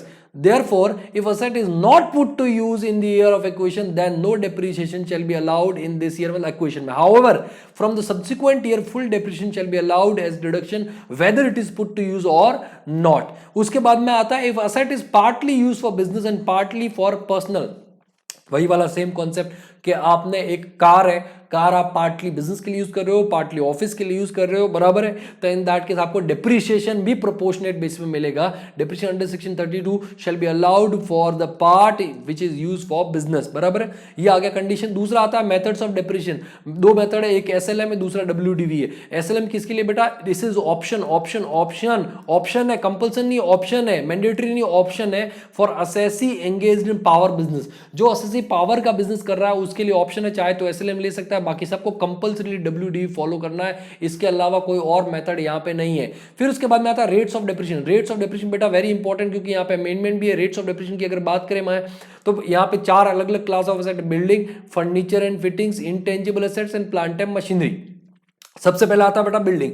Building अगर normal building है जैसे कि ऑफिस का हो गया, फैक्ट्री हो गया, रेलवे स्टेशन हो गया, रोड हो गया, ये सारे के सारे नॉर्मल बिल्डिंग कैटेगरी के अंदर आते हैं। जो फैक्ट्री आपने बड़ी बड़ी फैक्ट्रीज के अंदर जाते हो तो मेन ऑफिस तक पहुंचने के लिए आप रोड्स बनी हुई होती है बेटा, ये भी बिल्डिंग की कैटेगरी में आती है, ठीक है, ठीक है। तो कहने का मतलब उसके ऊपर डिप्रेशन आपका 10%, कितना परसेंट, 10%। अगर रेसिडेंशियल बिल्डिंग है जो बिजनेस के लिए यूज हो रहा है, जैसे कंपनी के गेस्ट हाउस वगैरह होते हैं, कंपनी गेस्ट हाउस वगैरह होते हैं, या फिर जो ये बड़ी बड़ी कंपनी होती है जैसे रेलवे हो गया या बैंक्स वगैरह के जो क्वार्टर्स वगैरह होते हैं, वो buildings residential but use business के लिए हो रहा है, तो उनके ऊपर 5% डिप्रिशिएशन। अगर वुडन स्ट्रक्चर या टेम्परेरी इरेक्शन वगैरह होते हैं, जैसे टीवी फिल्म के सेट्स वगैरह होते हैं कि टीवी फिल्म सेट बन गया, मूवी बन गया, सेट तोड़ दिया जाएगा वहां पे। इसके अलावा जो कंस्ट्रक्शन साइट्स होती है, वो कंस्ट्रक्शन साइट्स पे टेम्परेरी टिन शेड्स के ऑफिस वगैरह होते हैं, बराबर है, उनकी लाइफ बहुत कम होती है, इसलिए 40% डिप्रेशन। इसके अलावा जो building for water supply system या वाटर ट्रीटमेंट सिस्टम है, तो उसके लिए भी 40% depression. Furniture fittings second class of asset आ गया, सेकंड क्लास मतलब वैसे सेकंड क्लास नहीं दूसरा क्लास ऑफ असेट,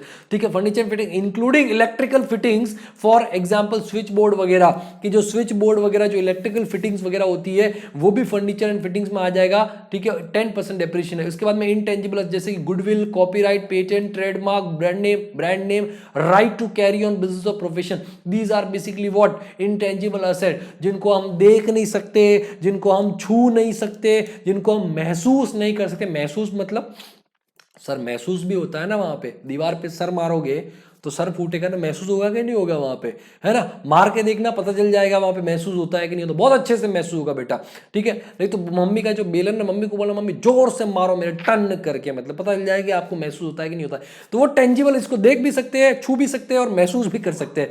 लेकिन इनटेंजिबल असेट्स आर दो असेट विच आर, जिनको हम देख नहीं सकते, छू नहीं सकते और महसूस भी नहीं कर सकते। 25% डिप्रेशन वहां पे आपका लगेगा। फिर आता है plant and machinery. Plant and machinery बेटा, जो अगर normal general plant and machinery, question में अंदर सिर्फ वर्ड यूज करके प्लांट एंड मशीनरी, क्वेश्चन के अंदर वर्ड क्या यूज करका है, plant and machinery, that's it, इतना ही लिखा हुआ है, बराबर है। तो 15%। या फिर एसी है, रेफ्रिजरेटर है, टीवी है, स्मार्टफोन है, बराबर है।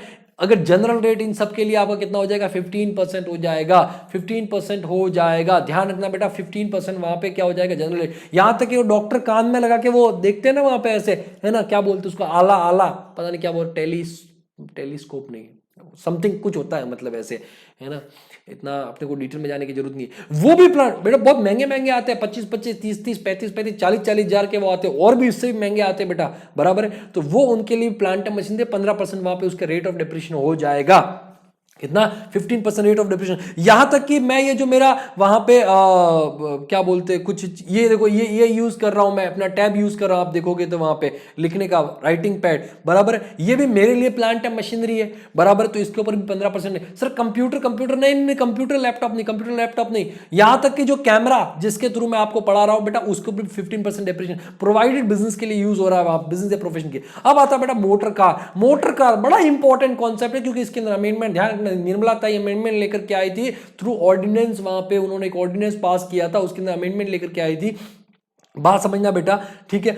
अगर मोटर कार नॉर्मली बिजनेस के अंदर, 4 कैटेगरीज है मोटर कार के अंदर। मोटर कार जो नॉर्मली बिजनेस में यूज होता है, बराबर है, जो हायरिंग बिजनेस में यूज नहीं होता है, जैसे बस, लॉरी, ट्रक वगैरह जो होते हैं वहां पे, ओला उबर वगैरह होते हैं, वो नहीं, नॉर्मली ऑफिस जाता हूं, मीटिंग के लिए जाता हूं वगैरह। तो अगर मोटर कार नॉर्मली बिजनेस में यूज हो रहा है वहां पे, ठीक है बेटा, तो उस केस में अगर वो परचेज किया था बिफोर 23 अगस्त 2019, बड़ा ही झोल है, 23 अगस्त 2019 से पहले अगर परचेज किया गया था, तो बेटा रेट ऑफ डिप्रेशन 15%, बराबर है। अच्छा, इस सेकंड कैटेगरी से पहले मैं आ जाता थर्ड कैटेगरी में। अगर मोटर कार वहां पे हायरिंग बिजनेस में यूज किया है, जैसे ओला उबर की जो कारें होती है, या जो टूरिस्ट की कारें वगैरह होती है, या मोटर बसेस होती है, मोटर लॉरीज वगैरह, जो ट्रक्स वगैरह होते हैं, ये सामान ढोने के लिए, आदमी ढोने के लिए काम आता है, मतलब वीर एंड टेयर ज्यादा होता है। तो और वो परचेज किया था बिफोर 23 अगस्त 2019, तो रेट ऑफ डिप्रेशन कितना था, 30%। अगर आप नॉर्मली यूज करते हो, बराबर है, तो 15%, और अगर आप हायरिंग बिजनेस में यूज करते हो कितना, 30%। लेकिन दोनों के केस में कब, अगर वो 23 अगस्त 2019 से पहले परचेज किया गया था। लेकिन हुआ क्या था कि बेटा, आपने देखा होगा मंदी, कोरोना के आने से पहले मंदी आ चुकी थी, बराबर है। बहुत सारी जो कार, ट्रक, मैन्युफैक्चरिंग कंपनीज, उन्होंने मैन्युफैक्चरिंग अपने प्लांट बंद कर दिए थे, बड़े बड़े प्लांट बंद कर दिए थे, शट डाउन कर दिए थे कि भाई सेल ही नहीं हो रही है, बिक्री नहीं हो रही है। बहुत क्रिटिसाइज हो रहा था गवर्नमेंट का वहां पे। तो निर्मला ताई बोलती है, एक बार तो निर्मला ताई ने बयान दिया था कि कारें इसलिए नहीं बिक रही है क्योंकि उसके पीछे रीजन है वहां पे कि जो यूथ है, मिलेनियल्स, बराबर है, they are not buying cars, they are using Ola and Uber. अरे भाई पैसा होना चाहिए, पैसा पैसा होगा तभी तो कार खरीद पाएंगे ना। और अगर हम ओला एंड उबर यूज कर रहे हैं तो इसका मतलब ओला एंड उबर वाले तो कार खरीदने चाहिए ना, वो भी तो नहीं खरीद रहे वहां पे। तो फिर उसके बाद में बहुत किरकिरी, बहुत आज भी मतलब वो ऐसे जोक चलाया जाता है कि मिलेनियल्स, बराबर है, ठीक है, यूज ओला एंड उबर। तो अभी वहां पे बात समझो। उसके बाद निर्मला ताई की जब बेइज्जती हुई, मोदी ने डांटा हुआ है, निर्मला क्या करती है तू, फालतू की बातें करती रहती है ना, उल्टे सीधे बोलते, ट्वीट करती है मैं प्याज नहीं खाती, प्याज की महंगाई बढ़ गई, कैसे बातें करती है, कुछ कर। निर्मला बोलती है ठीक है मैं एक काम करती हूं, मैं थोड़ा सा बेनिफिट देती हूं। बेनिफिट क्या दिया उसने, क्या बोला कि अगर आपने कार खरीदी है जो कि नॉर्मल यूज इन बिजनेस है, हायरिंग वाला नहीं, नॉर्मल यूज इन बिजनेस है, और वो आपने परचेज किया एंड पुट टू यूज किया बिटवीन 23 अगस्त 19 टू 31 मार्च 2020, इस पीरियड के बीच में, 23 August 2019, 31 March 2020, purchase as well as put to use, purchase as well as put to use, दोनों purchase as well as put to use इसी period के अंदर करना है, तो बेटा आपका 30% रेट हो जाएगा इंस्टेड ऑफ 15%। रेट कितना हो जाएगा बेटा, 30%, ठीक है।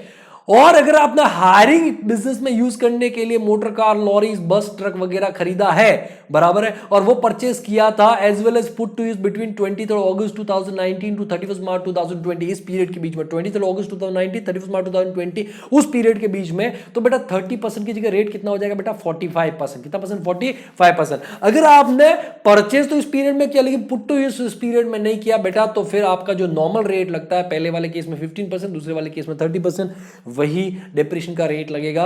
लेकिन purchase as well as put to use इस पे, फिर आपको उसमें वो भी देखना है कि कौन सा वाला, हायरिंग वाला या नॉर्मल वाला है। तो ये 4 रेट हो गई वहां पे मोटर कार के लिए, ध्यान रखना, अमेंडमेंट है।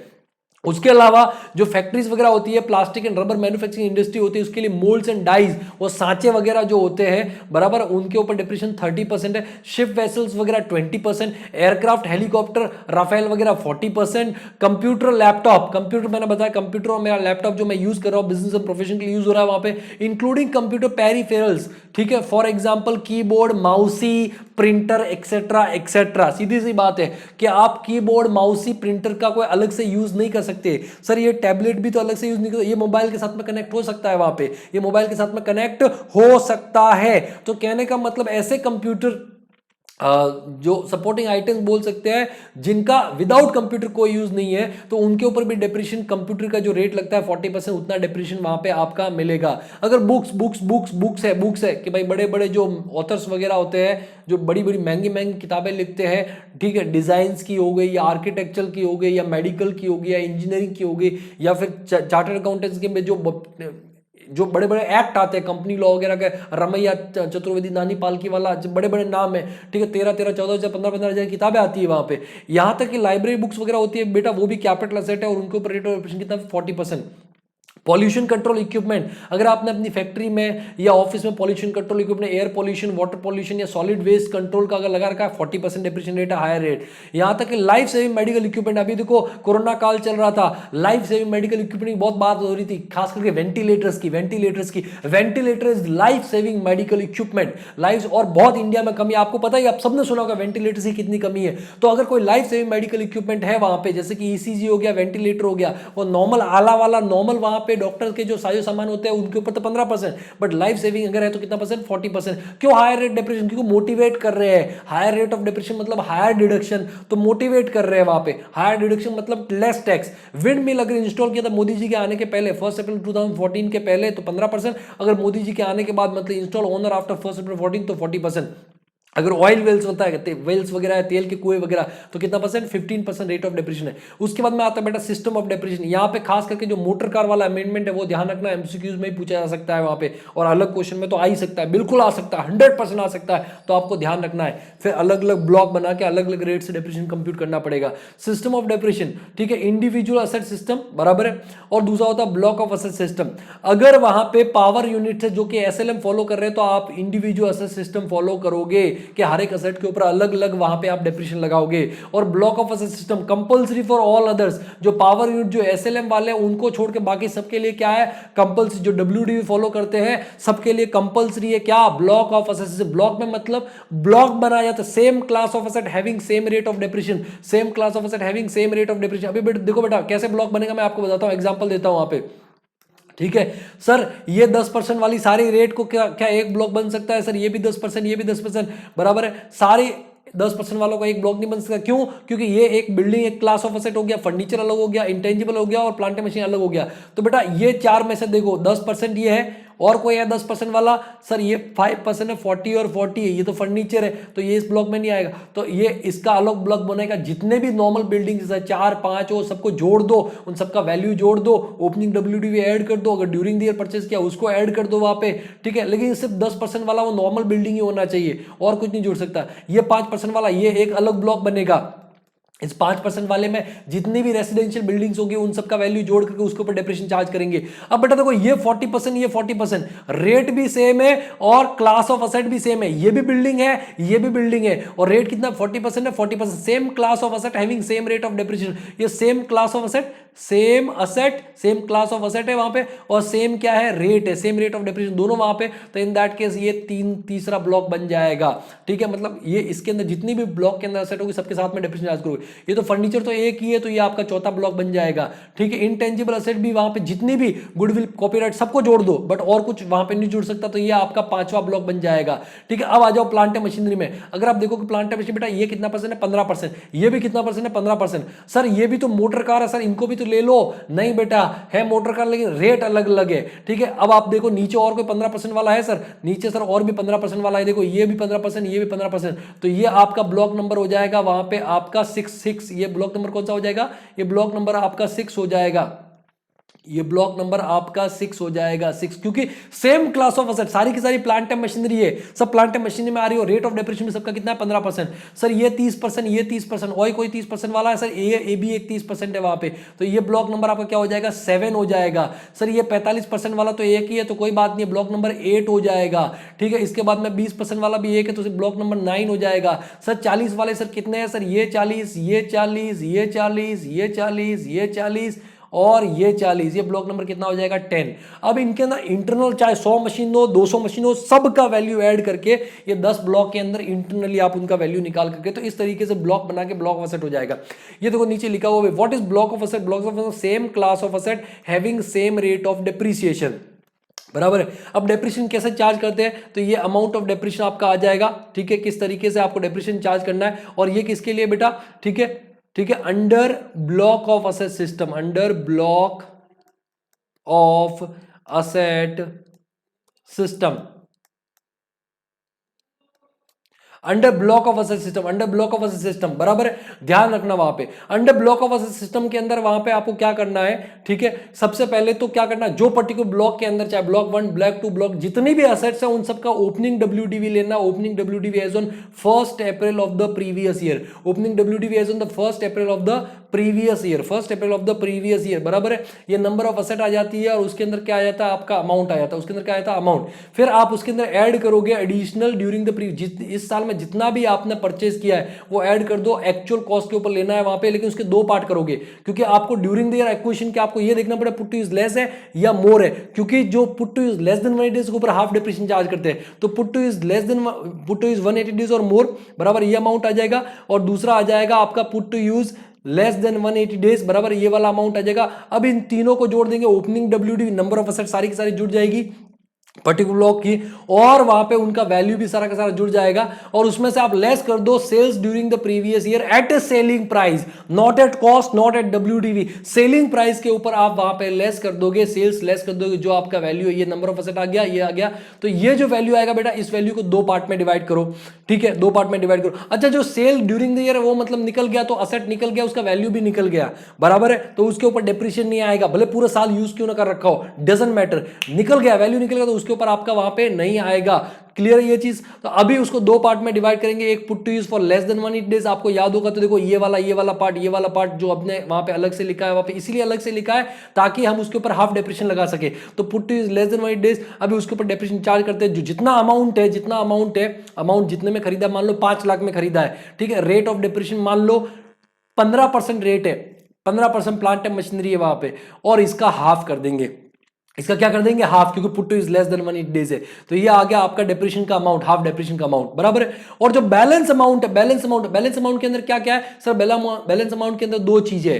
देखो जो सेल है वो तो हट गया, बैलेंस अमाउंट के अंदर दो चीजें, एक तो है ओपनिंग डब्ल्यूडीवी वाला पार्ट, इसके ऊपर फुल डेप्रिसिएशन आएगा, और दूसरा आता है आपका जो पुट टू यूज 180 डेज से ज्यादा वाला पार्ट, बराबर है। तो उसके ऊपर फुल डेप्रिसिएशन आएगा। तो वो जो भी अमाउंट है, मान लो ओपनिंग डब्ल्यूडीवी 10 लाख था, कितना था opening WDV? 10 lakh for 10 assets, 5 खरीदा वहां पे, 5 में से 3 पुट टू यूज 180 डेज और मोर था वहां पे, कितने का सर? 3 लाख का। तो वो आपका कितना हो गया? 10 और 3 13 हो गया। 13 के ऊपर 15% वो फुल डेप्रिसिएशन आ जाएगा और ये डेप्रिसिएशन का अमाउंट आएगा। फिर ये वाला डेप्रिसिएशन का अमाउंट जो हाफ और ये वाला डेप्रिसिएशन का अमाउंट दोनों वहां पे जोड़ दोगे तो आपका टोटल डेप्रिसिएशन हो जाएगा। क्या हो जाएगा? Total depreciation. फिर ये वाला अमाउंट जो था बिफोर डेप्रिसिएशन जो डब्ल्यूडीवी था, ठीक है, उसमें से अगर आप लेस कर देते हो टोटल डेप्रिसिएशन, तो आपका क्या आ जाएगा? Closing WDV as on 31 March of the previous year, closing WDV आ जाएगा। ठीक है, ये नीचे लिखा हुआ है वहां पे कि जो बैलेंस हाफ डेप्रिसिएशन है वो क्या हो जाएगा? Lapse for asset put to use for less than 180 days. इस तरीके से आपको क्या निकालना है वहां पे? इस तरीके से आपको अमाउंट निकालना है डेप्रिसिएशन का। अब बेटा आते हैं वहां पे एक्चुअल कॉस्ट के ऊपर। एक्चुअल कॉस्ट निकालना आपने को 43(1) क्योंकि यहाँ पे देखो, यहाँ पे जो दोनों पुट टू इज 180 जो भी परचेज किया ड्यूरिंग द प्रीवियस ईयर, वो किस पे लेना है? एक्चुअल कॉस्ट पे लेना है। तो एक्चुअल कॉस्ट निकालने के लिए आपको क्या करना पड़ेगा? सबसे पहले तो जो नॉर्मल कॉस्ट ऑफ असेट होता है वो ले लो, मतलब जितने में आपने खरीदा है वो ले लो, या कॉस्ट ऑफ कंस्ट्रक्शन है वो ले लो। उसके अंदर ऐड कर दो जो इंसिडेंटल एक्सपेंसेस होते हैं, जैसे कि ट्रांसपोर्टेशन एक्सपेंस हो गया, लाने का जो खर्चा लगा वो आपने ऐड कर दिया, इंस्टॉलेशन के लिए आपने अगर कोई पेमेंट किया तो वो ऐड हो जाएगा, यहां तक कि आपने कोई लोन ले रखा है, इंटरेस्ट आपने कोई लोन ले रखा है असेट एक्वायर करने के लिए, तो वो वाला जो इंटरेस्ट होगा उसके ऊपर, लोन के ऊपर, interest on loan for acquisition और कंस्ट्रक्शन ऑफ असेट, वो भी क्या हो जाएगा बेटा? ऐड। लेकिन कब तक? Up to first put to use, क्योंकि जैसे ही असेट पुट टू यूज हो गया मतलब it is ready for actual use, it is ready for, भले करो ना करो that is a different matter, but जैसे ही पुट टू यूज मतलब it is ready for actual use. इसका मतलब आपका जो भी खर्चा होगा अब आपका वो पीएनएल में जाएगा, वो आपका एक्सपेंस में जाएगा, वो कैपिटलाइज नहीं होगा, वो कैपिटलाइज नहीं होगा, वो कहा जाएगा एक्सपेंस में। तो up to first put to use का जो भी इंटरेस्ट होगा वो यहां पे आ जाएगा। ठीक है, मान लो 6 महीने बाद में पुट टू यूज कर रहा है भाई, 1 अप्रैल को खरीदा और 6 महीने बाद में 1 सितंबर से पुट टू यूज कर रहा है फॉर एग्जांपल, तो in that case put to use से पहले का जितना भी इंटरेस्ट है 30 सितंबर तक का, 1 अक्टूबर से पुट टू यूज कर रहा है, तो अप्रैल मई जून जुलाई अगस्त सितंबर 6 महीने, क्योंकि 1 अप्रैल को खरीदा, 1 अप्रैल को लोन लिया था, तो लोन की डेट से वहां पे जब तक पुट टू यूज नहीं किया गया उस डेट तक का इंटरेस्ट आपका यहां पे जुड़ जाएगा, और 1 अक्टूबर के बाद का जो इंटरेस्ट होगा 6 महीने का इंटरेस्ट वो आपका डिडक्शन मिल जाएगा अंडर सेक्शन 30, डिडक्शन मिलेगा लेकिन एज अ रेवेन्यू एक्सपेंडिचर। ये देखो कॉस्ट में ऐड होकर इसके ऊपर डेप्रिसिएशन वहां पे ये कैपिटलाइज हो रहा है, वहां पे कॉस्ट में कोई चीज ऐड होती है मतलब हम उसको कैपिटलाइज कर रहे हैं। ठीक है, तो ये हो जाएगा। दूसरा ट्रायल रन एक्सपेंसेस, अगर मान लो आपका प्रोडक्शन, एक्चुअल प्रोडक्शन स्टार्ट ही नहीं हुआ था, मतलब बिजनेस ही स्टार्ट नहीं हुआ था, अगर एक्चुअल प्रोडक्शन स्टार्ट ही नहीं होता, उस पर्टिकुलर में मशीनरी की बात नहीं कर रहा हूं, मैं बात कर रहा हूं वहां पे कि आपका जो प्रॉपर बिजनेस है वही स्टार्ट नहीं हुआ था, बराबर, रेवेन्यू किसी भी तरीके से रेवेन्यू जनरेशन नहीं हो रहा था, और आपने कोई ट्रायल रन किया बेटा, तो वो ट्रायल रन का जो एक्सपेंस है वो भी कॉस्ट में ऐड हो जाएगा, मतलब कैपिटलाइज हो जाएगा। लेकिन मान लो आपका ऑलरेडी बिजनेस चल रहा था और आपने कोई मशीनरी खरीदा, आपका बिजनेस ऑलरेडी चल रहा था और आपने कोई मशीनरी खरीदा, तो इसका मतलब क्या हो गया कि आपका रेवेन्यू आ रहा था, फिर अगर आप कोई ट्रायल रन करते हो तो वो बेटा आपका कैपिटलाइज नहीं होगा, उसका रेवेन्यू में डिडक्शन मिलेगा अंडर सेक्शन 37(1). तो trial run expenses if production is not started and if production was already, ये देखो यहां पे कब आएगा जब प्रोडक्शन स्टार्ट नहीं होता, सिर्फ उस मशीनरी की बात नहीं कर रहा हूं मैं, ओवरऑल बिजनेस का रेवेन्यू की बात कर रहा हूं वहां पे। If production was already running then trial run expenses shall not be capitalised and expense shall be allowed as deduction as revenue expense under section 37(1). उसके बाद में आता है ऑल अदर इंसिडेंटल एक्सपेंस, अगर कोई और भी खर्चा किया इंसिडेंटल, मतलब उस मशीनरी को यूज पुट टू यूज तक लाने में जो भी खर्चा हुआ सारा का सारा वो ऐड हो जाएगा, ये सब मिला करके। अब बेटा इसमें से लेस होगा, क्या क्या लेस होगा? एक तो किसी और ने कॉस्ट अगर बेयर किया है कि मेरे दोस्त ने बोला कि 1 लाख रुपए तू मेरी तरफ से रख, अगर तूने वहां पे मशीनरी खरीदी है बिजनेस के लिए, वो बेटा लेस होगा कि मेरा इतना पैसा कम लगा। अगर कोई गवर्नमेंट से सब्सिडी या ग्रांट मिला है तो वो भी आपका लेस हो जाएगा। और अगर मान लो प्रोडक्शन मेरा एक्चुअल बिजनेस स्टार्ट ही नहीं था, रेवेन्यू मेरा कहीं से आ ही नहीं रहा था और मैंने ट्रायल रन किया, ट्रायल रन किया तो वहां पे कुछ सामान बन के आ गया, अब उस सामान को मैं बेच देता हूं, तो ऑब्वियसली उससे मेरे को थोड़ा बहुत एक्चुअल मेरा प्रोडक्शन, एक्चुअल मेरा रेवेन्यू स्टार्ट नहीं हुआ है, बट ट्रायल रन से कुछ सामान बना, उसको मैंने बेचा, तो जो वहां पे जो रेवेन्यू आ रहा है, ठीक है, वो मेरा टर्नओवर में नहीं जाएगा, सेल्स में नहीं जाएगा, क्योंकि एक्चुअल मेरा रेवेन्यू स्टार्ट नहीं हुआ है। तो इन दैट केस वो जो सेल प्रोसीड है बेटा, वो भी आपको यहां पे लेस करना है, कॉस्ट आपकी कम हो जाएगी। Sale proceed from product manufacture during the trial run, कब? If production is not started. लेकिन अगर आपका ऑलरेडी बिजनेस चल रहा था, प्रोडक्शन चल रहा था, और फिर आपने कोई मशीनरी खरीदा, उसके ऊपर ट्रायल रन किया, कुछ सेल प्रोसीड हुआ, तो वो बेटा फिर यहां पे लेस नहीं होगा, वो फिर आपका टोटल टर्नओवर में ऐड हो जाएगा, टोटल सेल्स में चला जाएगा, सेल्स में चला जाएगा। If production was continue then such sale proceed shall not be subtracted from actual cost and it will be part of turnover. तो ये चीजें लेस कर दोगे तो आ जाएगा आपका बेटा एक्चुअल कॉस्ट अंडर सेक्शन 43। ये बड़ा इंपॉर्टेंट है, बहुत सी जगह एक्चुअल कॉस्ट का रेफरेंस आता है। नेक्स्ट आता है बेटा, अच्छा इसके अंदर कुछ नोट है वहां पे कि एनी पेमेंट एक्सीडिंग ₹10,000, आपको पता होगा कि एक सेक्शन है कि 10,000 से ज्यादा single person single day, single person single day, single person single day, single person single day, अगर आपने 10,000 ज्यादा कोई पेमेंट किया है other than account pay check, other than account pay draft, other than ECS, तो बेटा वो डिसअलाउ हो जाता है। तो वैसे ही अगर आपने इनमें से कोई भी खर्चा किया है, कोई भी इनमें से खर्चा किया है, कोई भी खर्चा किया है, चाहे खरीदने का हो, चाहे इंसिडेंटल एक्सपेंस, कोई भी खर्चा किया है बेटा, बराबर है, और वो जो पेमेंट है एक्सीडिंग ₹10,000 है, एक्सीडिंग कितना बेटा? 10,000 सिंगल पर्सन सिंगल डे, बराबर है, सिंगल पर्सन सिंगल डे, ठीक है, other than account pay check, other than account pay draft और ईसीएस, तो बेटा वो कॉस्ट का पार्ट नहीं होगा, वो डिसअलाउ हो जाएगा, ये आपका नुकसान है, वो कॉस्ट का पार्ट नहीं होगा, मतलब उसके ऊपर डेप्रिसिएशन का डिडक्शन भी नहीं मिलेगा, सीधी सी बात है। So any payment exceeding ₹10,000 to a person, single person to a person, single person in a day, मतलब single person single day, other than by way of account pay cheque, account pay draft और electronic clearance system, then it shall not form part of actual cost under section 43(1). For example cash और bearer check और cross check में अगर payment किया है और एक दिन के अंदर एक आदमी का जो पेमेंट है वो आपका 10,000 ज्यादा जा रहा है तो वो कॉस्ट में नहीं जुड़ेगा, बराबर। हाउएवर अगर ट्रांसपोर्टर को पेमेंट हो रहा है, payment is made to transporter, तो फिर उस केस में लिमिट 35,000 है, 10,000 की जगह। ट्रांसपोर्टर वाला जो है वो आपका वहां पे 35,000 तक चलेगा, 10,000 का लिमिट अप्लाई नहीं होता। उसके बाद में बेटा आता है कुछ और केस में एक्चुअल कॉस्ट की conversion of stock in trade into capital asset, बराबर है, कि मेरे पास में कोई स्टॉक इन ट्रेड था, मैं एक बिल्डर हूं, मेरे पास में बहुत सारे फ्लैट थे, उसमें से एक फ्लैट को मैंने क्या किया, अपना ऑफिस में कन्वर्ट कर दिया, बेचने, मेरे को जो दूसरे फ्लैट बेचने के लिए ऑफिस चाहिए था तो वो मैंने उस पर कन्वर्ट कर दिया। तो उस केस में बेटा अभी क्या मैंने को खरीदा तो है नहीं, तो कॉस्ट क्या होगा, तो एक्चुअल कॉस्ट होगा sir fair market value on the date of conversion, जिस दिन मैं उसको कन्वर्ट कर रहा हूं उस दिन का फेयर मार्केट वैल्यू वहां पे क्या हो जाएगा, मेरा एक्चुअल कॉस्ट हो जाएगा। Capital asset received in gift, capital received in gift will etcetera, gift में मिला, विल में मिला, तो उस केस में जो प्रीवियस ओनर था जिसने मेरे को गिफ्ट दिया उसका जो WDV होगा वो मेरा एक्चुअल कॉस्ट हो जाएगा और वो मैं वहां पे जोड़ दूंगा ऊपर। Acquisition of second hand capital asset, अगर मैंने कोई सेकंड हैंड कैपिटल असेट खरीदा है कि पहले ऑलरेडी प्रीवियसली यूज हो चुका है, अभी मैं उसको खरीद रहा हूं, तो उस केस में बेटा मैं हो सकता है मैं बढ़ा के वैल्यू लिखूं ताकि ज्यादा डेप्रिसिएशन क्लेम कर पाऊं। तो उस केस में जो वैल्यू होगा एक्चुअल कॉस्ट कौन डिसाइड करेगा, जो एओ होगा, इनकम टैक्स डिपार्टमेंट का जो ऑफिसर होगा वो डिसाइड करेगा, वही वैल्यू लेना पड़ेगा। Asset used in scientific research and brought into the business, जिसके ऊपर ऑलरेडी 100% या 150% मैं डिडक्शन क्लेम कर चुका हूं, ऐसा असेट जो मैंने खरीदा था साइंटिफिक रिसर्च करने के लिए, सेक्शन 35 के अंदर आगे हम पढ़ेंगे, और पूरा का पूरा 100% मेरे को डिडक्शन मिल गया, 10 लाख का पूरा डिडक्शन मिल गया, पूरा का पूरा वहां पे प्रॉफिट मैंने 10 लाख से कम कर दिया उस साल। अब 2 साल 3 साल रिसर्च में यूज करने के बाद में मैं उसको अपने नॉर्मल बिजनेस में लेके आता हूं क्योंकि रिसर्च कंप्लीट हो गया वहां पे, तो उस केस में बेटा मेरा WDV नहीं लेना क्योंकि ऑलरेडी मैं डिडक्शन ले चुका हूं, पूरा का पूरा डिडक्शन ले चुका हूं, तो उस केस में एक्चुअल कॉस्ट क्या ले लेंगे बेटा, नील, एक्चुअल कॉस्ट वहां पे ले लेंगे नील।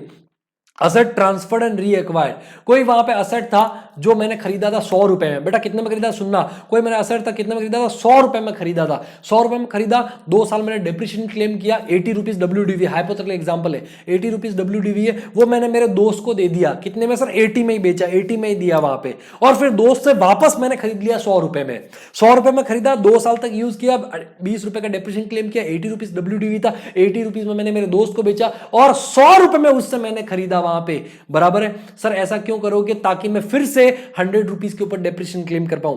तो बोला आपने सर अपने दोस्त को तो 20 रुपए ज्यादा दिया ना वहां पे, बेटा वो 20 रुपए कैश में मैं उससे ले लूंगा वहां पे, हिंग रगेला फिटकरी रंग चौका का चौका, वो वाली बात है। तो ये क्या इनकम टैक्स को समझ में नहीं आती, क्या आती है, तो उस केस में सर एक्चुअल क्या होगा, या तो WDV on original transfer 80 rupees, जिस टाइम पे मैं ट्रांसफर कर रहा था तो मेरा WDV कितना था 80 रुपीज या रीएक्विजिशन कॉस्ट 100 रुपए, विच एवर इज लोअर। मतलब अभी मेरे लिए फिर से खरीदा तो भी मेरे लिए कॉस्ट कितना हो जाएगा 80, कितना हो जाएगा 80, बराबर है। तो ये इस तरीके से वहां पे चीटिंग को आपका कवर अप करते हैं। दूसरा, asset acquired for personal use and later on brought into the business. पहले मैंने उसको पर्सनल यूज के लिए खरीदा, एक मैंने वहां पे बिल्डिंग था जिसको पर्सनल यूज के लिए खरीदा, 2 साल मैंने उसको पर्सनल यूज किया और तीसरे साल मैंने क्या कर दिया, वहां पे मेरा ऑफिस खोलना था तो मैंने उसको वहां पे कैपिटल एसेट ऑफिस में मैं उसको बिजनेस में यूज करने के लिए ले गया। तो उस केस में बेटा जब तीसरे साल में मैं बिजनेस में यूज करूंगा तो मेरे को ओपनिंग WDV चाहिए रहेगा, मेरे को कॉस्ट मेरे को एक्चुअल कॉस्ट चाहिए रहेगा वहां पे डेप्रिसिएशन के लिए।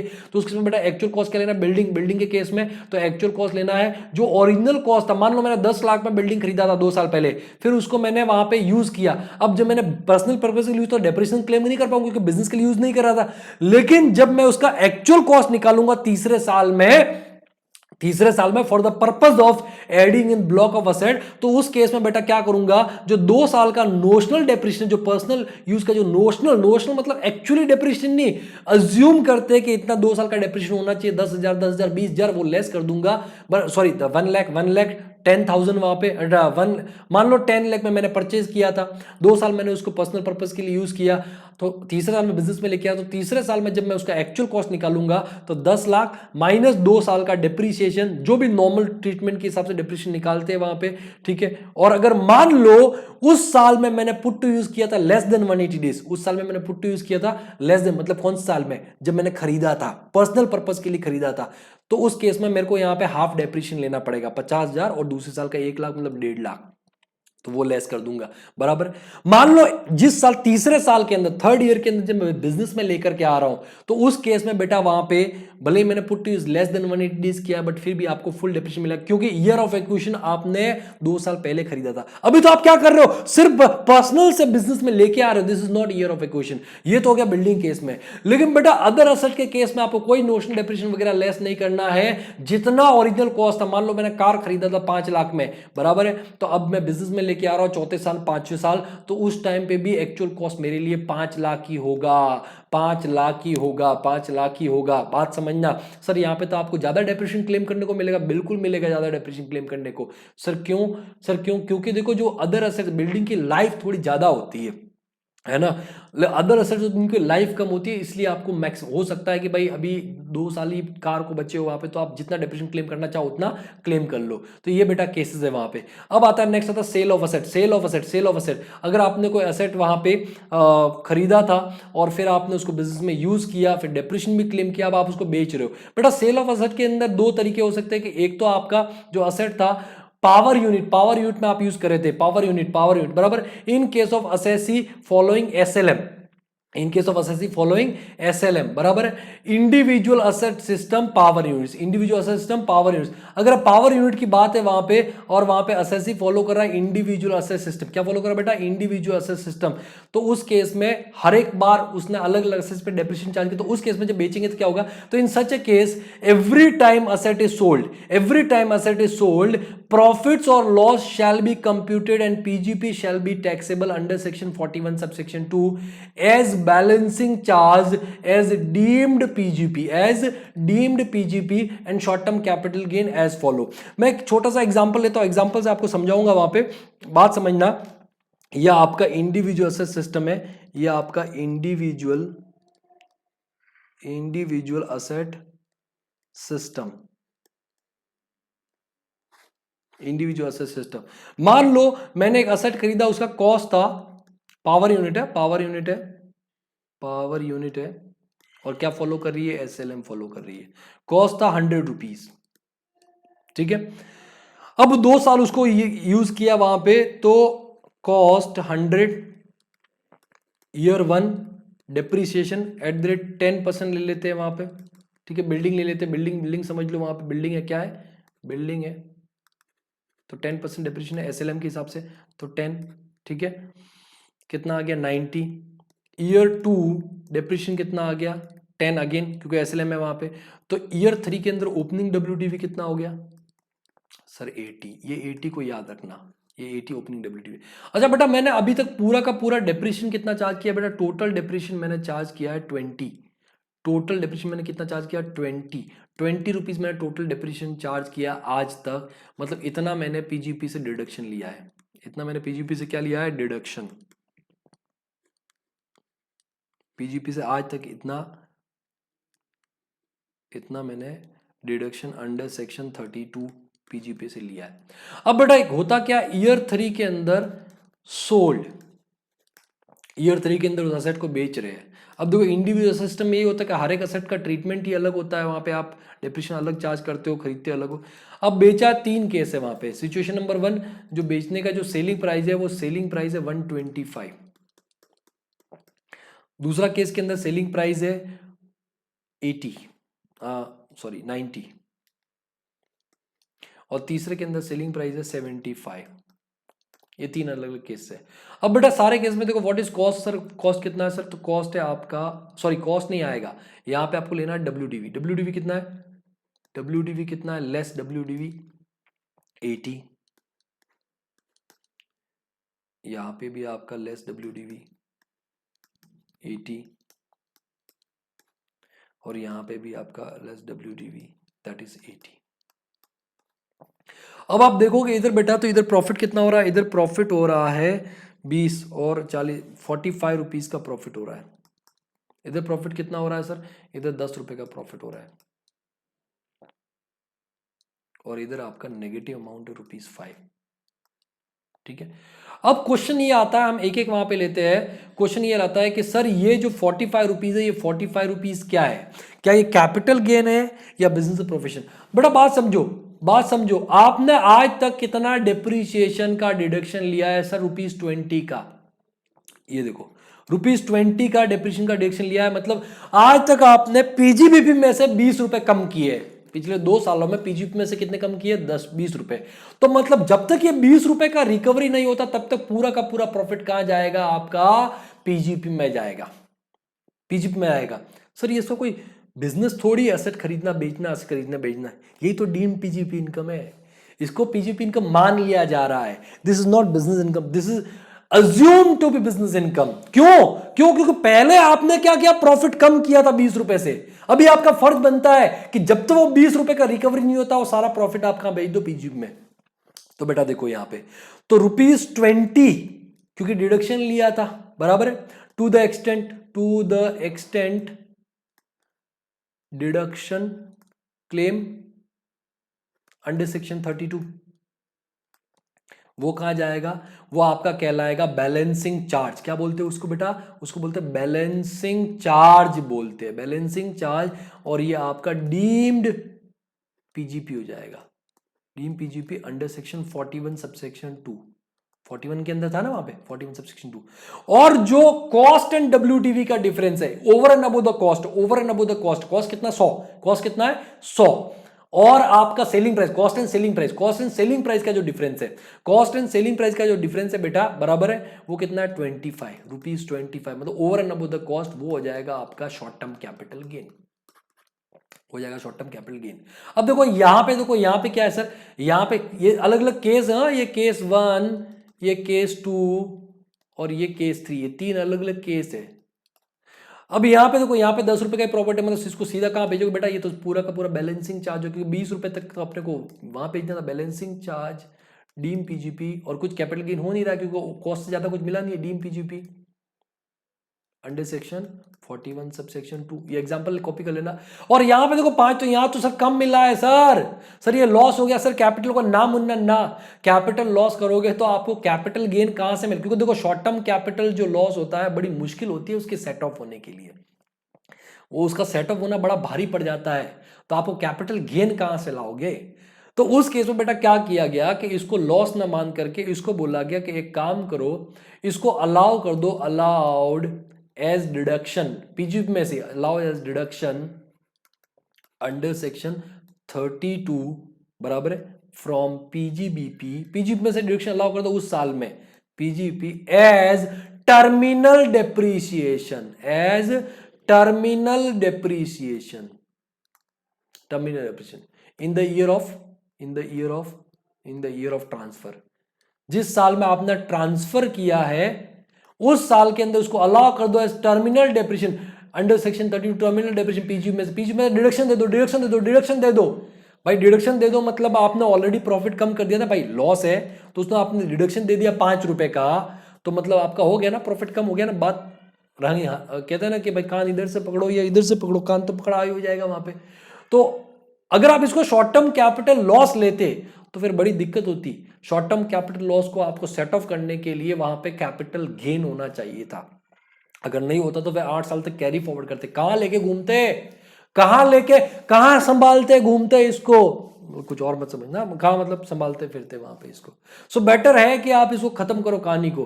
तो यही चीज है यहाँ पे। मैंने एग्जाम्पल कॉपी कर लेना आप वहां पे, ठीक है। ये एग्जाम्पल मैं स्क्रीनशॉट ले लेना या जैसे भी आपको लगे कॉपी कर लेना पॉज करके या ओहो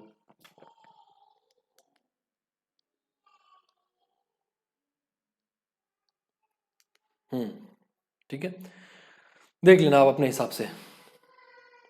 ओके, अब आते हैं यहाँ पे जो अपना मेन वहां पे था कि देखो सेल ऑफ एसेट कुछ इसी तरीके ट्रीटमेंट पूरा पूरा जो मैं आपको एग्जांपल समझा दिया। अब देखो ये अभी ऑटोमेटिकली आपको समझ में आ जाएगा कि असेट अगर आपने बेचा, ठीक है, और असेट जो बेचा है आपने, असेट बेचा है, ठीक है, where selling price is greater than cost and WDV. Selling price is 125, जो पहला वाला केस है, case 1। Selling price 125, cost is 100, WDV is 80, case 1। तो उस केस में सेलिंग प्राइस माइनस कॉस्ट मतलब 125 माइनस 100, वो तो हो जाएगा आपका शॉर्ट टर्म कैपिटल गेन।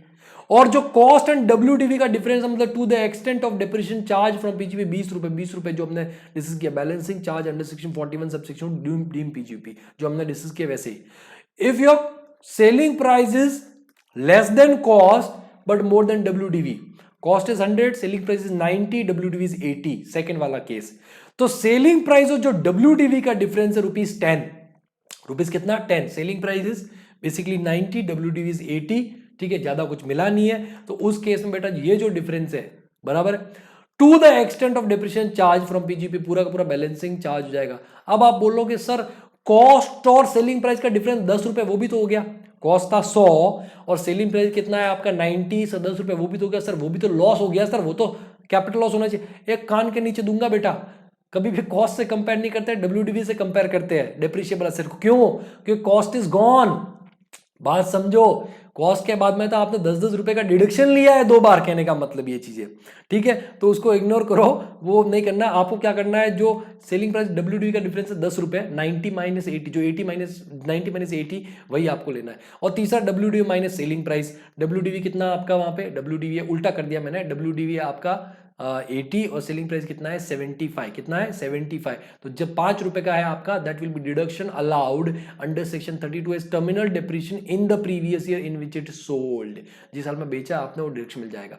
ये तो हो गया बेटा आपका किसके अंदर, अगर इंडिविजुअल सिस्टम है। अगर वहां पे आपका असेसी फॉलो कर रहा है WDV method and block of a system, क्या फॉलो कर रहा है, block of asset system, WD follow कर रहा है under block of asset system, ठीक है। Assessee need not to compute profit और loss when individual assets are sold, profit और loss shall be computed as follow. आपको याद होगा कि मैं जब अमाउंट ऑफ डेप्रिसिएशन बताया था, मैंने बताया था कि भाई ओपनिंग डब्ल्यूडीवी प्लस जो भी एडिशंस हुआ during the previous year, actual cost पे लेना है, पुट टू यूज 180 डेज और मोर वाला अलग दिखाना है, लेस देन 180 डेज वाला अलग दिखाना है, फिर उनका टोटल करेंगे, फिर सेल्स करेंगे एट सेलिंग प्राइस, सेल्स करेंगे एट सेलिंग प्राइस, लेस कर देंगे हम वहां पे। तो बेटा मैंने क्या बोला था वहां पे, कहीं पे बोला कि आपको प्रॉफिट या लॉस कंप्यूट करना है? नहीं करना है। क्यों? क्योंकि whenever you are following WDV method and you are following block of asset system, every time you need not to compute profit और loss, every time you need not to compute profit और loss. आपको तभी compute करना है जब पूरा का पूरा ब्लॉक बिक जाएगा, पूरा का पूरा ब्लॉक बिक जाएगा, पूरा ब्लॉक बिक जाएगा, तभी कंप्यूट करना है। देखो असेट सोल्ड बराबर all assets are sold and some assets are sold. देखो ये ओपनिंग डब्ल्यूडीवी हो गया प्लस परचेजेस, परचेज के अंदर 180 डेज मोर लेस दोनों आ गया। फिर ये हो गया आपका टोटल कॉस्ट, इस टोटल कॉस्ट में से आपका सेलिंग प्राइस जाएगा तो बैलेंस आएगा। अब देखो कॉस्ट 100 रुपीज है, सेलिंग प्राइस 90 है, कॉस्ट कितना 100, सेलिंग प्राइस क्या है 90, मतलब 10 रुपए का अभी भी आपके पास में पॉजिटिव बैलेंस है, 10 रुपए का अभी भी आपके पास में क्या है, पॉजिटिव बैलेंस है, ठीक है। बात समझना, अगर सारी असेट बेच दिए, all assets are sold and balance is positive, ठीक है, 10 असेट थी, एग्जांपल मैं यहीं पे लेता हूं, वहां पे फॉर एग्जांपल ये लो, ठीक है, नंबर ऑफ असेट थी, सपोज कॉस्ट वहां पे नंबर ऑफ असेट थी 10, और ये नंबर ऑफ असेट है, ये नंबर ऑफ असेट है 10, और वैल्यू है 100, ठीक है, 10 की 10 बेच दी, ठीक है, कितने में, 90 में बेची, तो असेट कितनी बची सर, अच्छा असेट बची नील, कोई असेट ही नहीं है, वैल्यू कितना बचा, 10, 10 वैल्यू बचा। अब आप देखोगे बैलेंस पॉजिटिव है आपका, लेकिन नुकसान हुआ है, कॉस्ट 100 रुपए का, 90 में 10 बेच दी, बेटा 10 रुपए आपका क्या हो जाएगा, शॉर्ट टर्म कैपिटल लॉस, और कोई डिप्रेशन तो आएगा नहीं क्योंकि असेट ही नहीं आपके पास में। ये देखो, ये वाला, ये वाला, ये वाला, ठीक है, बैलेंस आपका क्या है, पॉजिटिव, बैलेंस आपका क्या है, पॉजिटिव, ये देखो बैलेंस पॉजिटिव है, and all assets are sold, all assets are sold, balance is positive, all assets are sold and balance क्या है आपका, पॉजिटिव है, बैलेंस क्या है, पॉजिटिव है, तो वो जाएगा आपका शॉर्ट टर्म कैपिटल लॉस, कोई डिप्रिसिएशन वहां पे आपका नहीं आएगा क्योंकि असेट ही बेच दी। Second case, second case, all assets are sold, example अपने को वही डिस्कस करना, ऑल असेट्स आर सोल्ड, सारी की सारी बेच दी, सारी की सारी बेच दी। देखो 10 असेट थी आपके पास में, कितनी असेट बेचा, 10 असेट थी आपके पास में, आपके पास में 10 असेट थी, 10 की 10 बेच दी, लेकिन 120 में बेची। सर कॉस्ट 100 है, सेलिंग प्राइस 120 है, सर यहां पे 20 रुपए नेगेटिव आ रहे हैं, लेकिन आप देखोगे नेगेटिव ना होकर के प्रॉफिट है क्योंकि सेलिंग प्राइस ज्यादा है। ये देखो, ऑल असेट्स आर सोल्ड, 10 की 10 बेच दी, balance is negative, balance is negative, 20 रुपए नेगेटिव है, मतलब वो आपका क्या है, शॉर्ट टर्म कैपिटल गेन है। क्योंकि देखो अब नेगेटिव पॉजिटिव के चक्कर में मत पड़ना, कॉस्ट ऊपर है, सेलिंग प्राइस नीचे है, इसलिए उल्टा आपको लग रहा होगा वहां पे, बट आप लॉजिकली समझो, 100 रुपए के 10 असेट 120 में बेच दी, मतलब 20 रुपए का क्या होगा, शॉर्ट टर्म कैपिटल। यहां पे भी आपका कोई डिप्रिसिएशन नहीं आएगा क्योंकि असेट ही नहीं है। थर्ड केस, थर्ड केस,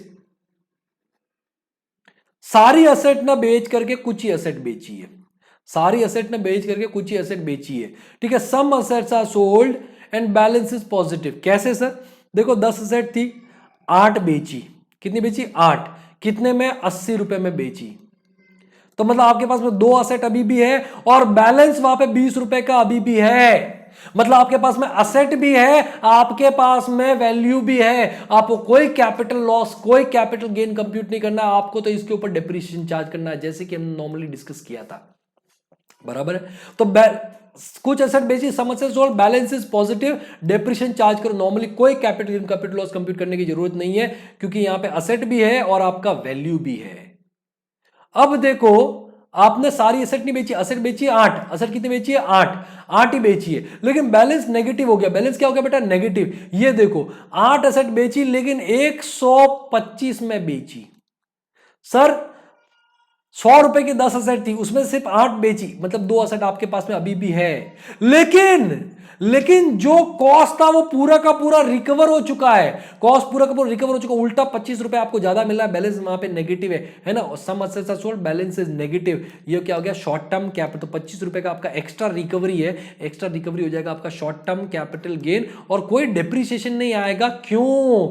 क्योंकि सर आपके पास में असेट जरूर है लेकिन आपके पास में वहां पे वैल्यू तो पूरा जीरो हो चुका है, कॉस्ट पूरा का पूरा रिकवर हो चुका है, कॉस्ट पूरा का पूरा क्या हो चुका है, रिकवर। हम कॉस्ट को कम करने के लिए तो डिप्रिसिएशन चार्ज करते हैं, तो बेटा जब कभी भी ब्लॉक ऑफ असेट सिस्टम है तो आपको इस तरीके से डिप्रिसिएशन वहां पे चार्ज करना है। ये चारों एग्जांपल मैंने छोटे छोटे बताया, आप इनको अलग तरीके से कॉपी कर लेना। ओके, उसके बाद में आता है additional depreciation. Additional depreciation is nothing but it is depreciation only, but this benefit is available if assessee satisfies some condition. और वो कंडीशन क्या है बेटा, एलिजिबल असेसी कौन होना चाहिए, एलिजिबल असेसी होगा वहां पे एनी असेसी, कोई भी हो सकता है, individual, HUA, partnership firm, AOP, BOI, कोई भी। दूसरा एलिजिबल बिजनेस क्या होगा, eligible business assessee engage in business of manufacture और प्रोडक्शन ऑफ एनी आर्टिकल और थिंग और जनरेशन और distribution of transmission of power, that's it. या तो असर से मैन्युफैक्चरिंग कर रहा है या प्रोडक्शन कर रहा है किसी आर्टिकल और थिंग का, या generation distribution transmission of power, बस ये बिजनेस के अंदर। एलिजिबल प्लांट एलिजिबल असेट क्या होगा, तो एलिजिबल सिर्फ प्लांट एंड मशीनरी, बिल्डिंग के ऊपर एडिशनल लेवरेज नहीं मिलता, फर्नीचर के ऊपर नहीं मिलता, इंटेंजिबल असेट के ऊपर सिर्फ प्लांट एंड मशीन। और प्लांट एंड मशीन में भी क्या क्या एक्सक्लूड हो जाएगा, अगर कोई road transport vehicle ship aircraft वगैरह है, जैसे कार वगैरह, कार शिप वगैरह है, उनके ऊपर एडिशनल लेवरेज मिलता है, क्योंकि उनका मैन्युफैक्चरिंग में डायरेक्ट कोई रोल नहीं है। आप समझो ये बेनिफिट क्यों दिया जा रहा है, क्योंकि जो ऊपर जो बिजनेस दे रखे हैं ना, manufacturing, production, generation, distribution, transmission of power, उनको मोटिवेट करने के लिए। शिप का क्या रोल है भाई, कार का क्या रोल है, ट्रक का क्या रोल है, कोई रोल नहीं है वहां पे, तो उनके ऊपर एडिशनल डेप्रिसिएशन मिलेगा। नॉर्मल डेप्रिसिएशन सबके ऊपर मिलेगा, लेकिन additional depreciation plant and machinery excluding any transport vehicle ship aircraft, excluding plant and machinery installed in office premises और इन गेस्ट हाउस। भाई फैक्ट्री में लगा हुआ होना चाहिए, ऑफिस के अंदर लगा है तो नॉर्मल डेप्रिसिएशन ले लो, एडिशनल डेप्रिसिएशन नहीं मिलेगा। Any second hand plant and machinery whether previously used in India or outside India, अगर कोई second hand plant and machinery है, second hand plant and machinery है, बराबर है, उसके ऊपर भी एडिशन नॉर्मल डेप्रिसिएशन मिलेगा, एडिशन डेप्रिसिएशन मिलेगा। सर क्यों नहीं मिलेगा सर इसके ऊपर, क्योंकि बेटा इसमें भी झोल हो सकता है। मैंने प्लांट एंड मशीनरी खरीदा, एडिशनल डेप्रिसिएशन क्लेम किया, बेचा अगले साल, फिर से खरीदा, फिर से एडिशनल डेप्रिसिएशन क्लेम किया, बेचा अगले साल, फिर से खरीदा, मतलब मैं बार बार बेच के खरीद करके मैं उसको क्या करूंगा एडिशनल, जबकि एडिशनल डेप्रिसिएशन एक बार का बेनिफिट है, एक बार का बेनिफिट है। तो उन्होंने क्या किया, second hand plant and machinery का कॉन्सेप्ट ही हटा दिया। नॉर्मल डेप्रिसिएशन ले लो, एडिशनल डेप्रिसिएशन मिलेगा, आप कितना ही बेचो खरीदो, एडिशनल डेप्रिसिएशन नहीं मिलेगा आपको, है ना। Any plant and machinery whose total cost is allowed as deduction in the year of acquisition under any of the provision of income tax act। जैसा मैंने स्टार्टिंग बताया था कि जो सेक्शन 35 एडी वगैरह जो होते हैं 100% डिडक्शन मिलता है, 100% डिडक्शन मिलता है, बराबर है। तो जब 100% डिडक्शन ले लिया, फिर किस बात का डेप्रिसिएशन, किस बात का एडिशनल डेप्रिसिएशन, कुछ नहीं मिलेगा। तो इन चार को छोड़ के जितनी भी प्लांट एंड मशीनरी सबके ऊपर एडिशनल डेप्रिसिएशन मिल जाएगा। क्या रेट है सर एडिशनल डेप्रिसिएशन का, sir 20% of actual cost. 20% of actual cost is the rate of additional depreciation, 20%। मतलब पहले आप नॉर्मल डेप्रिसिएशन कंप्यूट करो, बराबर है। नॉर्मल जो भी मतलब जिस तरीके से put to use less than सब कंसीडर करने के बाद नॉर्मल डेप्रिसिएशन निकाल दिया। अब आपने ड्यूरिंग द प्रीवियस ईयर जो आपने नया खरीदा है, क्योंकि देखो ये देखो ईयर ऑफ डिडक्शन कौन सा, इन द ईयर ऑफ एक्विजिशन। तो मतलब आपको जो नया खरीदा है इन द ईयर ऑफ एक्विजिशन सिर्फ एक बार एडिशनल डेप्रिसिएशन मिलेगा। तो जो भी आपका additions during the previous year है उसके ऊपर आपका एडिशनल डेप्रिसिएशन मिलेगा। रेट कितना परसेंट है बेटा, 20%। लेकिन यहां पे भी वो अगर पुट टू यूज वाला अप्लाई हो जाता है कि अगर आपने कोई प्लांट या machinery put to use less than 180 days during the previous year, then only half additional depreciation shall be allowed and balance of shall be lapse नहीं होगा, वो नेक्स्ट ईयर कैरी फॉरवर्ड हो जाएगा। यहां पे फायदा है, फायदा दो तो अच्छे से दो ना। वहां पे a plant and machinery is put to use for 180 days less than 1 days in the year of vacation, then only half the additional depreciation shall be allowed and deduction and balance of shall be carried forward to the next previous year। जो normal depreciation है वो आपका क्या हो जाएगा, lapse हो जाएगा। लेकिन यहां पे जो बचा हुआ हाफ डेप्रिसिएशन है वो अगले साल कैरी फॉरवर्ड हो जाएगा, अगले साल आप उसका डिडक्शन ले सकते हो। एक और अमेंडमेंट कि अगर आपका मैन्युफैक्चरिंग और प्रोडक्शन हो रहा है, ठीक है, कहां पे, पावर बिजनेस नहीं, मैन्युफैक्चरिंग और production only in the backward districts of Andhra Pradesh, Telangana, Bihar, West Bengal, ATBW and business started between 1st April 15 to 31st March 2020, then the additional rate of depreciation will be 35% instead of 20%। ATBW Andhra Pradesh, Telangana, Bihar, West Bengal, Andhra Pradesh, Telangana, Bihar, Bengal, उससे कुछ backward notified districts है, backward notified districts है। अगर आप वहां पे कर रहे हो मैन्युफैक्चरिंग प्रोडक्शन, तो इन दैट केस बेटा 20 की जगह 35%, 20 की जगह 35% का वहां पे आपको एडिशनल डेप्रिसिएशन मिलेगा। बाकी सब कुछ सेम है वहां पे, बाकी सब कुछ सेम है कि अगर put to use less than 180 days है तो हाफ एडिशनल अभी मिलेगा, हाफ अगले साल कैरी फॉरवर्ड हो जाएगा। ठीक है, डिडक्शन कौन से ईयर में, इन द ईयर ऑफ एक्विजिशन। बाकी जो प्रिंटिंग एंड पब्लिशिंग का बिजनेस है उसको भी मैन्युफैक्चरिंग माना गया है, तो उसके ऊपर भी एडिशनल डेप्रिसिएशन मिल जाएगा। अदर पॉइंट्स डेप्रिसिएशन से related, asset acquired under hire purchase system. अगर आपने हायर परचेज में कोई असेट खरीदा है बेटा तो उसके ऊपर नॉर्मली डेप्रिसिएशन मिलता है। भले ही अकाउंट्स के अंदर ऐसा होता है कि जब लास्ट इंस्टॉलमेंट पे करेगा तब ओनर बनता है, ऐसा तो होगा तो कभी डेप्रिसिएशन क्लेम नहीं कर पाएगा। यहाँ पे ऐसा नहीं है, जैसे ही खरीदेगा हायर परचेज सिस्टम में, भले इंस्टॉलमेंट अभी तक नहीं पे किया है, वो नॉर्मली डेप्रिसिएशन क्लेम कर सकता है। इंपोर्टेड कार्स के देख लेना, कुछ इतना है नहीं कि भाई अगर आपने इतना इंपॉर्टेंट भी नहीं है तो वो देख लेना वहां पे। ठीक है, ये वाला पॉइंट इंपॉर्टेंट कि इन केस ऑफ अमलगमेशन, अगर कोई अमलगमेशन होता है, मर्जर होता है, कन्वर्जन होता है फ्रॉम प्रोप्राइटर टू कंपनी और पार्टनरशिप टू कंपनी LLP, तो उस केस में बेटा क्या होगा, दो अलग अलग असेट्स होंगे। Mister ARP proprietor, it is converted to a company ARP limited. तो आप देखोगे एक असेट है, एक असेट मिस्टर ARP जो प्रोप्राइटर उसने भी यूज किया है और ARP लिमिटेड वो भी यूज कर रहा है कुछ पीरियड के लिए, तो सर डेप्रिसिएशन किसको मिलेगा? एआरपी प्रोप्राइटर को मिलेगा क्योंकि वो अलग एसएससी है, एआरपी लिमिटेड को मिलेगा क्योंकि वो अलग एसएससी है वहां पे? सर दोनों को मिलेगा। सर कैसे दोनों को मिलेगा? क्योंकि देखो एआरपी जो प्रोप्राइटर है वो कहलाता है प्रेडिसेसर। क्या बोलाता है उसको? प्रेडिसेसर। और जो एआरपी लिमिट है उसको बोलते हैं सक्सेसर। ठीक है, तो in such a case depreciation shall be allowed in proportionate in number of days of use to both predecessor and successor. Sir क्या स्टेप फॉलो करना है, समझो बात को। सबसे पहले step number 1, compute total depreciation normally. Compute total depreciation normally. आप normally depreciation compute कर लो, नॉर्मली जैसे करते हो सब पुट टू यूज, जैसे नॉर्मल, चाहे डेप्रिसिएशन हो या एडिशनल डेप्रिसिएशन भी अगर कोई है तो। ठीक है, फिर वो कंप्यूट करने के बाद में आपके पास में एक अमाउंट आ जाएगा। उस अमाउंट को आप जितना प्रोप्राइटर जो प्रेडिसेसर है उसने जितने दिन यूज किया है साल के अंदर, ठीक है, उसके प्रोपोर्शन में उसके नाम पे कर दो, और जितना सक्सेसर ने यूज किया उतना उसको दे दो। तो apportion depreciation in the proportion of number of days asset use by both. Module में आपके एग्जांपल है साई लिमिटेड, श्रीडी लिमिटेड वगैरह वहां पे, ठीक है, वो आप देख लेना, ये आपको एक कॉन्सेप्ट समझ में आ जाएगा। तो आज के लिए बेटा इतना ही। बाकी का जो है हम कल के लेक्चर में, मतलब जो सेकंड पार्ट होगा अपना पीजीपी का, उसके अंदर हम डिस्कस करेंगे वहां पे। तब तक के लिए आप एक बार ये चीज, क्योंकि पीजीपी थोड़ा लेंदी भी है तो इसलिए मैंने इसको 2 दिन में रखा है वहां पे, तो आप इसको थोड़ा सा टाइम दीजिएगा, इसको एक बार रिवाइज कीजिएगा। और आपके पास में जो मॉड्यूल में जो यहाँ तक के क्वेश्चन है, खास करके जो साई सीडी लिमिटेड वगैरह के तो क्वेश्चन है, जो डेप्रिसिएशन वगैरह के जो बहुत इंपॉर्टेंट है, वो आप कीजिएगा, बराबर है, और अच्छे से उसको रिवाइज कीजिएगा। तो मैं जाने से पहले आपको एक चीज़ फिर से बोलना चाहूँगा बेटा, कि मैक्सिमम लोगों तक ये वीडियो शेयर कीजिए। ठीक है, मैक्सिमम लोगों तक वीडियो शेयर कीजिए, लाइक कीजिए, सब्सक्राइब कीजिए, बराबर है, और बेल आइकन को भी दबाइए ताकि जो भी नया वीडियो अपडेट होगा तो आपको नोटिफिकेशन आ जाएगा। और आज के लिए मैं आपके इस टैक्स गुरुकुल की डीटी की पाठशाला से विदाई लेता हूं। महा मैराथन का अपना जो 4था दिन उससे विदाई लेता हूं। तब तक आप अपना और अपनों का ख्याल रखिए, स्वस्थ रहिए, सुरक्षित रहिए, पढ़ते रहिए, पढ़ाते रहिए, क्योंकि पढ़ेगा इंडिया तभी तो आगे बढ़ेगा इंडिया। थैंक यू दोस्तों, आज के लिए इतना ही। Have a good day, good night, take care.